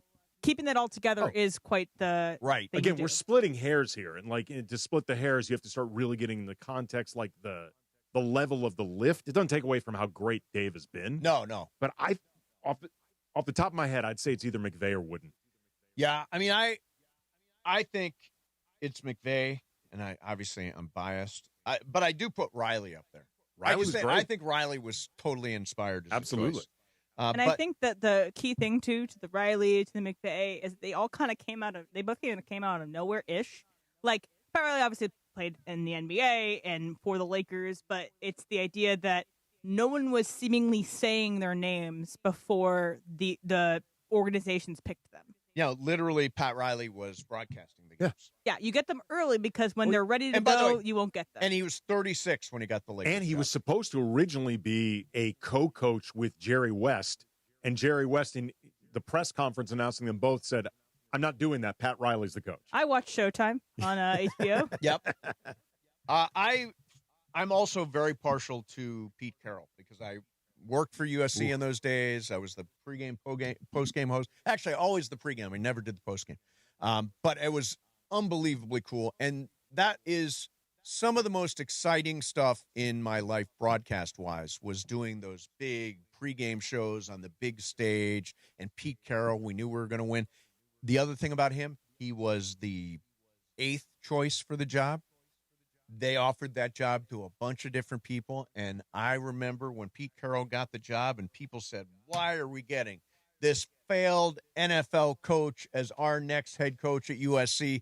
6-6 the first year. After that, a powerhouse. I was one of the people that was very, very underwhelmed by that hire. Totally wrong. Yeah, I think Pete Carroll, Pat Riley, and Sean McVay are the 3 great hires. And I will say this exercise, my goodness, has LA been blessed with amazing sports stories, amazing coaches, amazing Hall of Famers, monumental people in sports. Yes. Did you say podcast? No, I said broadcast. Well, obviously podcasters. No, podcasters, right? I listened to Brian's podcast a little bit earlier. It was great. Right. Em, when do you start your podcast? Oh, yeah, every day. Every day. But broadcasters in any other city, Stu Lance is the gold standard. Oh, yeah. Like, he is the absolute top of the mountain gold standard. Yep. He's amazing at what he's done. He's done it for like 40 4 or 5 years. decades. Yeah. He's not even on the Mount Rushmore in this city, not because of anything Stu did wrong, but because you got to go through Vin and Chick, and Bob Miller. Yep. Pete Arbogast. Like, there's guys who've been around forever. Yeah.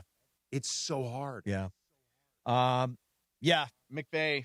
I have so much confidence in McVey. And I do feel like we're going to play past Sunday. More limes. Another lime. A lime a week.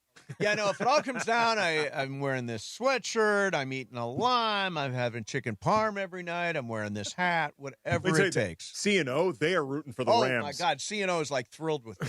They're making so much money. I'm like getting thank you notes. All right. Coming up next for you is Game of Games. Is it your game today, Andy? Yep. Andy Kamenetsky's game, and we will do it next. Mason, Ireland, 710 ESPN. This is what happens when you show DeMarco Farr a picture of Travis Rogers throwing heat back in his college baseball days. I am loving these pictures. The one of you pitching is outstanding, bro. Yeah, I got to put it. You look like Earl Hershiser here. Look at the neck vein. Yeah, I was young and strong. Your right leg is above your head. That hasn't happened in 20 years. It's been a minute. It's been a minute. Was that like you learned how to do that? That was part of your process. This is what's. I mean, he was pitching. There comes a point where you just know how to do it. I just want to get in the mind of this Travis. Like, this is you as you were 16 right here. No, I was 20. You said sophomore. Oh, this is college. Yeah. Sophomore in college. Yeah. Oh, yeah. What was going on in there? Yeah. Oh, yeah. I was probably pissed that I wasn't getting more innings. See, that's what I'm talking about. Afternoons with DeMarco and Travis. Weekdays starting at 3 p.m. on 710 ESPN. The all-new ESPN LA app. And live on YouTube at ESPN Los Angeles. We've all said it for years. The Monday after Super Sunday should be a holiday. And this year, Yamava Resort and Casino is making it happen. This Sunday, January 25th, join Cappy, Morales, Bergman, and producer Lindsay at the 909 Sports Bar to watch the AFC and NFC Championship games. Show up and enter to win a VIP Super Sunday experience. A free room, incidentals covered, plus our Super Sunday watch party and the Monday after, live from Yamava. Be there January 25th at Yamava Resort and Casino to watch and win. Let me tell you why I went to Vision Works in Orange County. First, it's so simple. Simple scheduling, so I booked my exam fast. Simple shopping, so I actually found frames I liked without overthinking it. And I love my new glasses. And here's the best part. Vision Works backs it all with a 100-day guarantee. If your glasses aren't right, they'll make it right. Vision Works accepts most major insurance plans. And their eye experts will help you get the most out of your benefits. And they can if you don't have benefits. So if it's time for new glasses, do what I did. Head to one of the 7 OC locations. Go to Vision Works and see the difference. That's the ease at which you get information. You want it, you get it. Like that. Ask your phone. Group chat. Smartphone. You're always connected and informed in real time. No waiting. So if you're diabetic and still using finger sticks to read your blood sugar, what are you waiting for? Knowing your blood sugar levels instantly is important for managing diabetes. Call US Med at 888-665-0696 to learn more about continuous glucose monitors, a real-time with insurers. And the best part? Call 888-665-0696 and we'll give you a free insurance benefits check today. So call 888-665-0696 today. That's 888-665-0696 and manage your diabetes as easy as... The biggest show on the radio, Mason and Ireland. Payoff pitch to Rojas. Hey, this is Miguel Rojas from the Los Angeles Dodgers. It's back. It's on its way. Out of here. Miguel Rojas. You're listening to Mason and Ireland Show. Mason and Ireland rolls on. Yeah, I definitely get that after every show. Yeah, I get it after drinking. Yeah. Like always. What's that called, M, where you get really loaded and the next day you regret what happened? Anxiety. Anxiety. We were Yes. looking for that word. Yeah, Yes, thank you. Are you guys all anxious right now? Yeah, we're all anxious. All anxious. Mace says that he does the show and he goes home and he has anxiety with the what show. I said. Well, no, you should just have anxiety because anxiety involves a hangover. Therefore, like I drank. I said something stupid last night. The anxiety of saying something stupid last night is anxiety. Yeah. Even though you probably didn't. You just have anxiety. You know, a question I sometimes ask is, did I say anything stupid last night? Have you ever been in that spot? Every single time I drink. Every single time. I wake Did up I and do be anything bad? God, do your friends think I'm an idiot for saying something? Yeah. All right, so.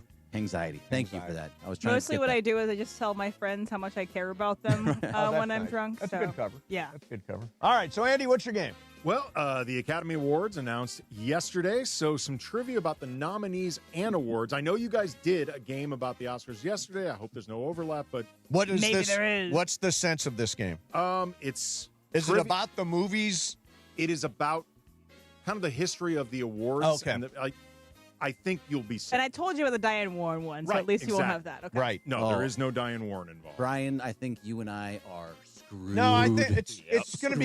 It's going to be. By the way, I got one right on Okay, yesterday's but Academy yesterday's Awards. I did things that are like I did like a how many hawks are there or what's the most That's true. common Red hawk in tail America? hawks or whatever you're. Or Ethan Hawke. God, I know nothing about any of these movies. Okay, well, let's go. Give it a Let's shot. roll. Let's do it. Yeah, Leonardo, that's right. Leonardo DiCaprio's up for Best Actor in One Battle After Another. He was first nominated for an Academy Award for his performance in What's Eating Gilbert Grape. Oh, I knew supporting. that one. He did not win. Who won that year for Best Supporting Actor? I don't even know what year that is. Tommy, I'm not telling you. Tommy Lee Jones for The Fugitive, Gene Hackman for Unforgiven, or Martin Landau for Ed Wood. Tommy Lee Jones, Gene Hackman, Martin Landau. That's who won that year instead of Leonardo DiCaprio for What's Eating Gilbert Grape. Mace goes first. I will try Martin Landau. Greg. I think I should just follow Mace. I think it's Gene Hackman, but I'm going to go Martin Landau. Well, why would you? I don't know the answer. Martin Landau. Okay, Emily. Give me C. That would be Martin Landau. Yes. Landau. You're all wrong. It's Tommy Lee Jones. Yeah, don't follow me. I don't know who won the Tommy Academy Lee Award Jones that for year. The Fugitive and a murderer's row of nominees that year. It was Leo, Tommy Lee Jones, John Malkovich for In the Line of Fire, Ooh. Ray Oh, what Fiennes, a great movie. Ray Fiennes for Schindler's List, Ooh. and Pete Postlewaite for In the Name of the Father. Yeah, that's a great group. So, no one on the board. No yet. one on the board. Timothée Chalamet is nominated for Marty Supreme. Chalamet. Chalamet. Tying him with Marlon Brando as the youngest actor to ever receive 3 Best Actor nominations at 30 or younger. But who was chronologically younger between the two when they got their third nomination? Oh. Brando or Chalamet? Greg goes first. Oh. Brando. You got a 50-50? The older Yeah. one? No, who was The chronologically Younger. Who was younger? Chronologically younger. You say Brando. I say Brando because I don't know. Emily. Chalamet. BC. Brando. And Mace. Chalamet.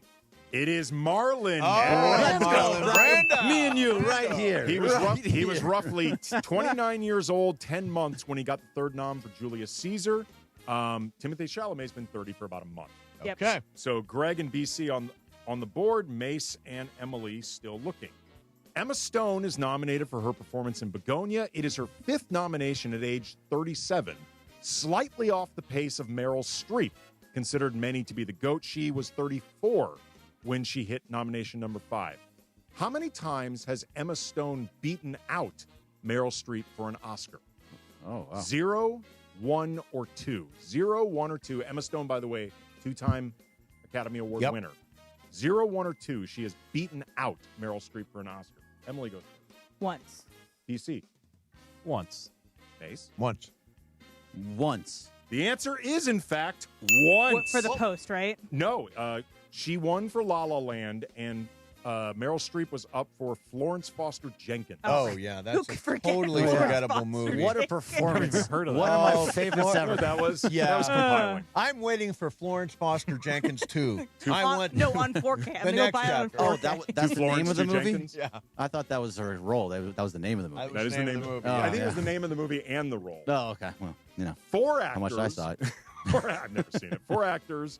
Leonardo DiCaprio, Tiana Taylor, Sean Penn, Benicio del Toro, nominated for acting awards in the movie One Battle After Another, directed by Paul Thomas Anderson.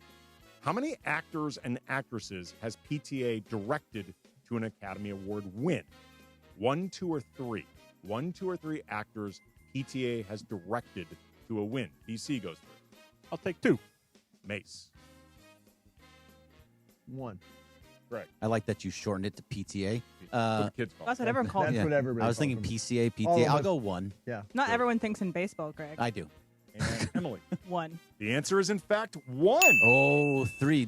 Daniel Day-Lewis Right. for There Will Be Blood. Because I was thinking about Philip Seymour Hoffman, but he only won for the In the Capote. Cold Blood. Well, obviously, Capote. PSH. The is thing not about is a little Daniel different. Day-Lewis is he will drink your milkshake. Yes, he he will will. drink it up. Yep. Drink it up. So it is Somebody got I don't, that. I don't That get that landed reference. somewhere. It did. That landed. I drink your milkshake. I drink it all. I drink it all. Okay, so you guys got it. Yeah.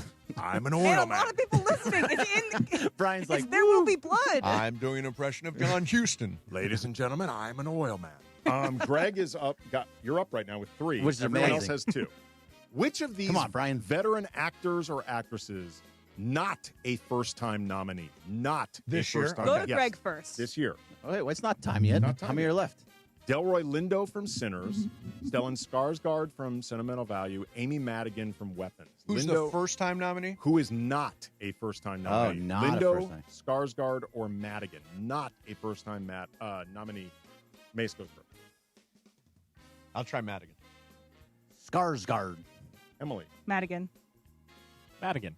The answer is Amy I Madigan. knew that. I think She- me and Mace talked about We it the talked other about day. it, in fact. Yeah. 40 years ago, nominated for a movie called Twice in a Lifetime with Gene Hackman, Ellen Burstyn, and Margaret Ali Sheedy. I do not remember this movie at all. So I just wanted to say Me Skarsgård. neither. Skarsgård. Arr. Everyone's at 3. Yes. Wagner Moura, first Brazilian-born actor to be nominated for Best Actor in The Secret Agent. Wagner. Excuse me. Wagner Moura, Yes. first Brazilian actor born nominated for Best Actor. Has a Brazilian-born nominee ever won an Oscar? Yes or no? Greg goes first. Let's go. Yes. Emily. I know of at least 2 other nominees. There have been many nominees. Yeah, I know that. I lady know- last year got nominated. Well, then her mom Yeah, has that been lady. nominated, but I don't think she. Oh, I was I'm thinking gonna of go. Brady. I'm gonna You go. False. Like So there's no. no. DC. I'll go yes. It's been a long time. Well, you know the lady. She was Just got nominated. nominated. She Anna didn't win. Torres last year. Yeah, there you go. I'm going to say no. BC jumping out of, or excuse me, you said yes. Yeah, I said right? yes. Who Yes. won? Who won? Greg. Yeah. No, Greg I know didn't that. win.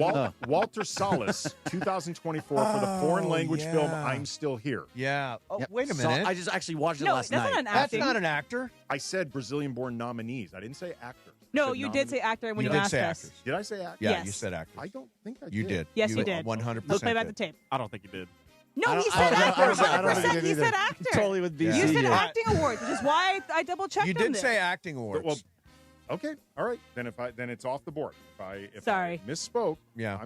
Hey. We got points. I want to No, hear. you didn't. If it's off the board, he didn't get I it. do want to Okay. listen back to There the a tape. lot of controversy Can we over get the tape? Brazilian-born Walter Salas on the show today. I do want, as everyone Can I get a suspected. Fernando Montenegro? Okay, so And the lady. Everyone's tied at 3. The lady. Ryan Coogler is up for 3 Oscars for Sinner, including Best Director and Best Picture. He's a producer. Yes. Coogler's only other Best Picture nomination as a producer is for a movie he did not direct. It. Which movie is it? Black Klansman, Judas and the Black Messiah, or Get Out? Black Klansman, Judas and the Black Messiah, or Get Out. Coogler nominated for a Best Picture as a producer, did not win it. How many are left? Directed 3. Emily, So, Klansman, what's the issue? Judas and Black Messiah, or Get Out? Judas and Black Messiah, but he wasn't a producer on Black Panther 2? Well, let's not get Okay, too. anyway, whatever, go Black Panther 2 was not nominated for Best Picture. Yes, it was. Oh, no, Black Panther was. Black Panther was. Right. Okay, anyway. What does go that on. have to do not with the it? question. Let's not get Whatever. gummed up So what here. did she say? What did you say? He was not Emily? a producer on Black Panther. That's what it was. He was That's actually what the not a- question was. Okay, Right, got he it. was not So a Black producer. Messiah is what I'm saying. Right. Okay. So you're saying Judas and the Black Messiah. Yes. Get out. Get Out? Okay. Get out. Judas and the Black Messiah. I'm going to do the Messiah one. It is, in fact, Judas and the Black Messiah. So that means everyone now has 4 except The actor BC. there was Daniel And Greg- Kaluuya. Yeah, Greg should start going first. Greg should No, start. we're all tied. I can go first if you want. you're all Why? four. Because I'm following you. I've Yes, only you're- followed. I followed Mace once, and I followed you once. That's it. Okay. Okay. Oh, I'd say okay. I've been gone before you most times. F1 is up for Best Picture, which is produced by Brad Pitt. He's actually put together a very impressive career as a producer. Plan B. He has won Oscars as both an actor and a producer, but which has he received more nominations for? Actor or producer? Actor, producer, or the same amount? Actor, producer, or the same amount? I like the same amount. Who goes first? I'll go first just to appease. I'll go same amount. Same amount. And I'm sorry, wins or nominees? Nominations. Producer. Okay. Actor. Producer. Greg Bergman takes the lead. It is the same amount. Same amount. He has 4 apiece. Remember when I Four as beat an you in a actor, 4 as Dodgers game producer. of games? Why are you bringing old stuff? Because you're doing a little dance over there. He's You're you're being celebrating a little too bit much. Too Well, much. that's because I'm getting killed when I'm going against the things that Emily Andy, are give saying. me a score. Greg has 5, Mace has 4, Emily has 4, BC has 3. I have 2 left. Okay, Greg, you go first now.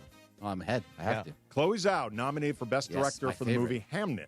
She is a previous winner for Nomadland. Who is the only other woman who's been nominated twice for Best Director? Jane Campion, Catherine Bigelow, or Sofia Coppola? Campion, Bigelow, Coppola. Only other woman nominated twice for Best Director.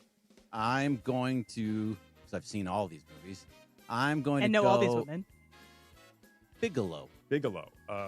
Emily? Campion. Damn, that's what I wanted. BC? C. Coppola. Coppola. And I am going to go Campion. Campion is, Dang. in fact, the answer. We Should have said Campion. We've now So I got would a be 3-way champion. tie. See, that's how that works. Oh, see? BC, you've been eliminated. She Oh, also. I need a pen. Can I use your pen? Yep. Oh, no. Yeah. She has also. I need a pen. It's my Brilliant Life. Was that one of them? And The Power of the Dog. Power of the Dog and the Piano. The piano. So she's actually won twice. And it's not the pianist or the piano teacher. They're all different things. Yes. Hold on. Reese said that he said nominee. I did say nominee. Which You means, said everything. which means Reese, get out of I here. got the point, and that means I win. I said both times, Reese. Did you listen to the entire clip? It was acting. Reese is the arbiter. Why is Reese sticking his nose in I there? do have You I do have pay one for more. Reese's paychecks. I do have one more. Oh, one more question. This gives an opportunity for Mace and Emily to catch up. Okay, Greg, you go first. All right, but I have the lead. Okay. You have the lead. Best animated feature this year pits the Pixar movie Elio against the Walt Disney Animated Studios movie Zootopia 2. Which is the higher number for Best Animated Picture in terms of the higher number? Pixar's total wins for Best Animated Picture or Walt Disney Animation's total nominations? Pixar's Pixar wins or Walt Disney Studio nomination. Bear in mind, they didn't start giving out Best Animated Picture until 2001. Okay. So it's Pixar wins or Disney nominations. Yes. I'm going to go Pixar wins. And then we have to go the opposite. We're going Disney animation. I think Greg's got it. No, we got a tie, baby. We have a tie. Even with Reese trying to help And me. even with Reese cheating. No, you were cheating, trying to get me to lose a point. By the way, and Brian. just for Brian the should have record, been in there. You know, Reese has seen K-pop Demon Hunters 5 times. Yeah. Yeah, I've Great seen it movie. twice. I've seen it twice. Times. Great movie. I We're barely going made up, it once. up, And he's because a Cardinals fan. golden. And he's a Cardinals fan. Pixar has 11 total wins. Walt Disney Animated Studios 14 Okay, nominations. tiebreaker. Here we go. Let's Tiebreaker. roll. That's right. Mentioned before. That's right. That's right. Leo, nominated this year for Best Actor, one battle after another. According to IMDb, how many total awards has Leo been nominated for, acting or otherwise, include an MTV Movie Award, San a Sebastian Razzie, Film Also, Festival. like, everything. San Juan a Capistrano's Kids' Choice Award. Awards. But like, according to IMDb, All of his great children's films. Can I, just to write a number, I'll give it right write back a to you. number. According to IMDb, How many? how many? Altogether? Altogether. Nominations or wins? Nominations. Oh. Nominations. I'm sorry, there's Okay. a lot of people talking at one time. I got a number. Okay. Let me know when you're all ready. I've got I'm mine. ready. I wrote it down. Mace goes first. 42. 42. Oh, I'm way high. 108. 108. And I have 115. Congratulations, Emily Hebel. You are the winner. No! Not only, No! not You only, suck it. but here's the thing.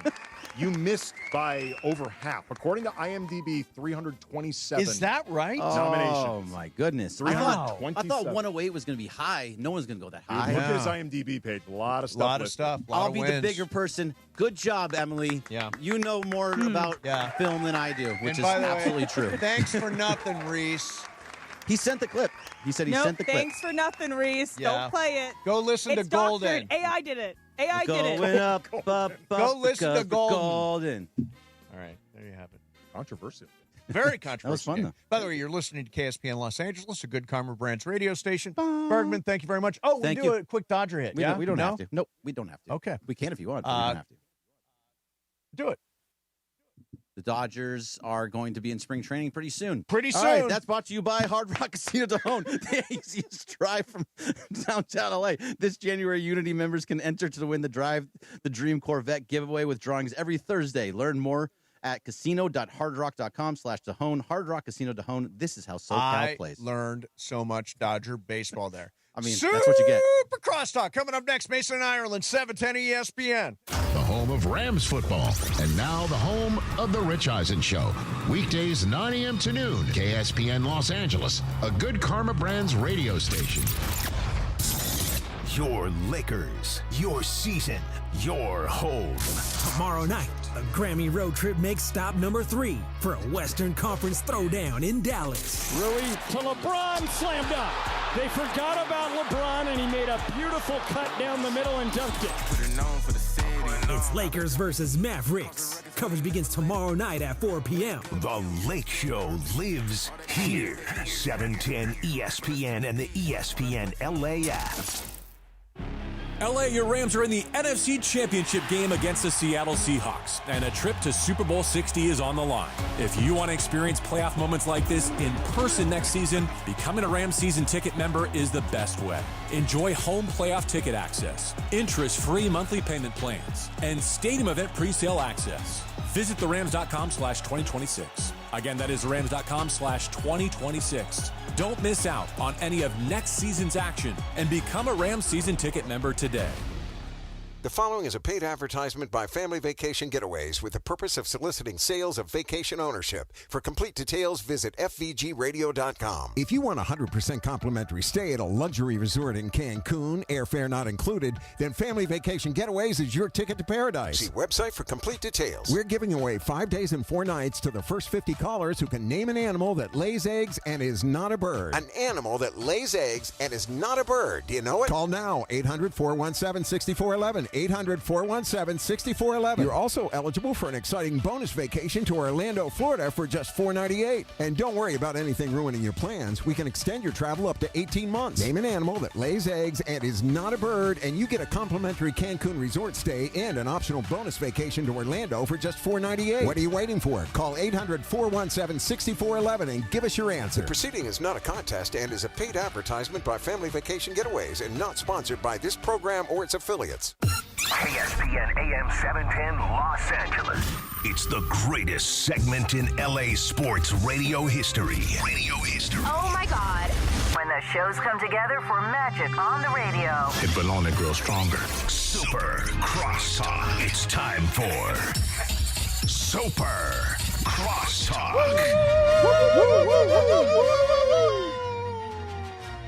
What do you got? Oh, No, very it's, nice. It's cold in here. It's cold. It is cold in here. My shirt's a little tight. You got him out? A little bit. Yeah. A little You got him bit. up? Yeah. Yes, I'm Up and saluting. out. Yeah. Saluting. There we go. Still rocking the sweatshirt. Yeah. Still rocking the hat. Had the chicken parm last night. Oh, my gosh. Now, okay, this is a weird one. So yesterday, I walked from my car to Starbucks without stepping on a crack. Then today, You're losing your mind. I stepped on every crack. Oh. I've got it either way. My every waking moment is this game. Really is this. Like, I'm listening to the Are you most. superstitious in other aspects of your life? No, just sports. Okay. But I've listened to so many rando podcasts from Rams people. I listen to the Seattle podcast because I want to see what they're saying. Mm-hmm. I mean, I am Chris said they're going crazy. Are they going crazy? They're going crazy, Really? and they are hyper confident. Are they really? Okay. Oh, That's a hyper mistake. confident. You know what they did? They looked at that. They're overreading the win over San Francisco. It was a great day for Seattle. They beat him well. They beat the snot out of him. But They were playing with half a deck. Sam Darnold only had to throw the ball 17 times in that game. I mean, they had the lead after 12 seconds. Yeah, exactly. Yeah, So- I mean, the game was over before it started. Probably. I think they're overreading that I win. think we'd be the exact same way as a fan base. I think we would. If you're coming off a win, you're the number 1 seed, and you annihilate your division rival, you'd be feeling jacked up, Well, I too. hope they feel really jacked up. They are. I hope overly jacked. It ain't going to matter. I mean, I was thinking about this, like you walking on the cracks, not walking on the cracks, farm sandwiches, sweatshirts. I mean, it's fun, right? But it's about what they do on the field. Sure. So you can be as jacked up as you want. It ain't going to matter. I think as fans, we like to have the illusion of control. Well, tell them about the lime. Oh, I ate a lime. We saw the last bite. We saw him eat the lime. Okay, so here's the thing. Andy says that if we do advance, eat another lime. that I should eat another it's lime. You know, Bigger game, that's should you eat a fair, grapefruit? AK, that's fair. Is that part of the ritual? Eat a lime? I mean, a citrus of any type. I wouldn't mess with it too much. I'd stick with the lime. Yeah, stick with the lime. You right? are superstitious, right? I am hyper superstitious. Were you superstitious as a Oh player? my God! Come on, Travis. Well, Absolutely. Are all superstitions? Okay, Are all whatever. athletes superstitious? Whatever I did, if I got a sack that day, I'm doing it again, and the next day, and the next So day. it wasn't the same thing. No, Like you wouldn't do week 1 is the same as So week 10 is the You're same not as week like 16. Sidney Crosby who's worn the same jock straps since No, 2002. not like that. But I walking into That's a fact. That's It an is. actual Would story. have Yeah. had to be restitched a couple of times, I'm I sure. would imagine. I'm sure. walking into the dome once. This security guard said, "Splash water on your face and say something into the mirror, and you'll have the greatest game of your life." 24 years old, I tried it. 2 sacks. So for the rest of the year, I'm doing just that. There you go. Yeah. Okay, I don't think he'd mind me repeating this story just because it's a long time ago. But I remember the first year I was covering the Lakers, Ronny Turioff was on the team, and he was a rookie. And Ronnie's got to know Ronnie reasonably well, covering him. But I remember there was like a pregame. I'd already been in the locker room, whatever. And my brother comes up to me, and he's like, Ronnie needs to talk to you before pregame. I mean, before the locker room closes. I'm like, I don't know if I can get in there. He's like, no, he said it's really important. Like, he needs you to talk to him. I'm like, okay. I thought maybe he's like mad at me or something I wrote or whatever. Turned out he had a really good game, like a couple in a row, after having a pregame conversation with me. He's like, you are now part of my pregame ritual. Like, before every game at home, you need to come up with me. We talk. That makes small sense. talk, 5 minutes, whatever. You are now part of my ritual. Puka does it. When that banging on the back thing, Yeah. that's what he needs. That's his thing. So we were just talking about McVey, who turns 40 tomorrow. Yeah, I'm not supposed to say happy birthday? No, he's smack you in the face. Really? Yeah. Why? That's the word. Why would he smack people in the face for saying happy birthday? Just does not want to say. He doesn't when he said happy 40th. Oh, he hit Happy 4. I think it's 40th. the 4 Yeah, it's in front of his 40. number that is. Was that rough for triggering. you turning 40? Not even a little bit. Not even a little bit? Okay. 40 I No. thought was easy. 50 was Different. a Yeah. different one than 40. 30, 40, not a big deal at all. 50 was a little different. Okay, Let me give he's you a coach. Yeah. 40s, 50. Yeah, Yeah, okay. you know. Let me give you a 6-year warning. Yeah. Yeah. That's 60? the one. That's the one. Did I get it right? 6 years? Yeah. Yeah. Yeah. Yeah. Wow. And it wasn't Oh, like it a was depressive 60 mo- years Oh, ago. It was stop. 6 By the way, you were late. You were late. I know, You I missed was your listening. opportunity. You missed your opening. Like, I was waiting. I left you a little real estate to come in and do Yep. it, Yeah. and you were a little tardy. So it wasn't so much like, oh my gosh, I'm old. It was like, it's an accomplishment, quite Yeah. frankly. You should have some skins on the wall at 50. I felt good about it. 50 is the year that I raced in the like literally during my birthday month. I raced in the Toyota Celebrity I Grand remember Prix. that. So I was so pumped up and so excited for 50. 60, I was exciting because I threw the party. Yeah. But like 61 feels so nothing to me. Yeah. Now they're just Like now 6. they're just- No, I'm just kidding. Did you have No, any? not like 6. Did 50 hit you? A little bit, I guess. Yeah. When I start seeing other relatives that when I met you, you were this age. And now I'm like, oh my God, I have taken your place. Then Yeah. it hits. But I get it with McVay. You know what's funny? Over the 10 years with him, it's Yep. funny to see that salt start to develop. He goes from like boy genius to Super Bowl winning coach. Now he's 40. Well, that He's growing He's saltier. a grown man. Yeah, That's He's part of 40. That's part of my theory about why he does not want anyone saying happy 40th, coach. yeah. Once he turns 40, he just becomes a great coach. He's no longer like the young boy genius. genius Not a in his prodigy 30s. anymore. You know what he is now? The target. Right. There's young people that want to take him down. Dare I say there's nothing special about him anymore once he turns 40 now. Yeah. Funny. So let me ask you, we were just talking about this. Is Sean McVay the best hire as coaches and managers go in the history of LA sports? That's hard, isn't it? I mean, that's really hard. You got to split a lot of hairs. That's a lot. As far as football, yes. Now, we came up with Pete Carroll. Good one. Okay. The other one that comes to mind is Pat Riley. Pat Riley, we talked. I Yeah. also think Pat Riley. So even college sports is involved in that. I think so, yeah. Sports. All sports. Wooden. He had some success. Yeah. One of. He's put it through the, but when you're talking about John Wooden, Pat Riley, Pete Carroll, Sean McVay is not taking a back seat to He's those right guys. there. He's right on that same level. I Absolutely. think he's as good as those the other thing hires. that actually split the the hairs. job might be harder. Oh, I agree. The NFL. I agree. Yeah. The thing that split the hairs for me in favor of either Wooden or McVay is the state of the team or program when they took over. Mm-hmm. Like Sean McVay took over the team in a bad Oh, place. In a blink and turned it around in a blink. Jeff Fisher handed him the team on a silver platter, did he not? Turnkey. He did. Turnkey operation. He did. It was the same team, and he turned them into a winner in 1 year. We were just talking 10 years ago. There was no, I mean, think about it. What was football 10 years ago? It was just something we watched off in a faraway place. Now we're in it, and it's so much more fun to be in it, to have it in town. I don't remember what it was like before the Do me a Rams favor. got here a decade ago. Turn to your right and tell that guy right there what you just said. I'm trying to woo him back to this side. He's an Eagles fan. Oh, an Eagles fan. He's part of that group that didn't have football, so he chose the Eagles. So you've got a football team here. DeAndre, you an LA guy, right? There you go. Talk to him, Mace. Let's go. Talk to him, Mace. From Palm Springs. Stay strong. Stay true to your Talk roots. to him, Mace. Let's go, DeAndre. Just like I told DeMarco, I bleed green, man. Yeah, but Sunday, are you with us or against us? He picked He's the against. Seahawks. He's trying to be polite. He picked the He's Seahawks. 100% Did you pick against. the Seahawks? Yeah. I did, yes. You're dead to me. He's The against thing us. you were Dead to saying, me. though, Mace, that 10 years ago to where we are now, and the fact that the Rams have a very healthy, active fan base. We've got SoFi Stadium. They're a game away from going to the Super Bowl for the third time in 9 years, 10 years if you want to throw in that Jeff Fisher year. Is it that what you described because it's that much fun and awesome and exciting because they got Sean McVay right, or is it just because football's back? And I think it's because McVay's. Because you could be bad.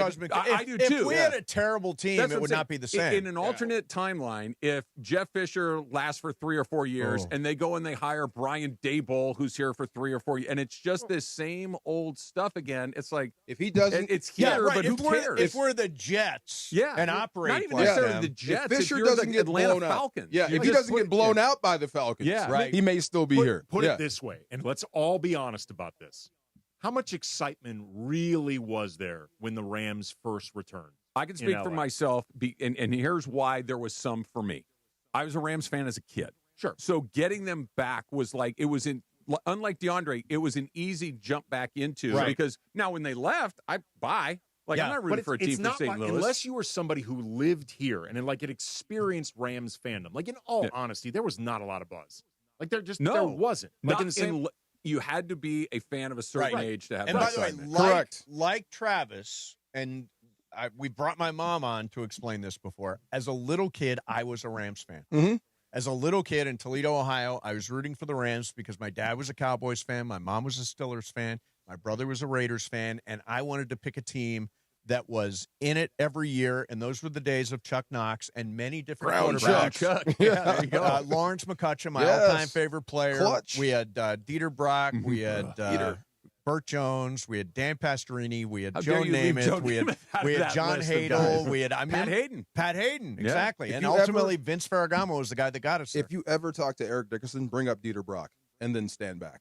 Oh, really? Oh, my God. It's so fun. Not a fan. So huh? much fun. Not a fan. Yeah. All right, ladies and gentlemen, I've got 2 words to wrap up the week. Go Rams! Mason and Ireland, 710 ESPN coming up next for you. DeMarco and Travis, lots on the game. Well, everybody have a great week.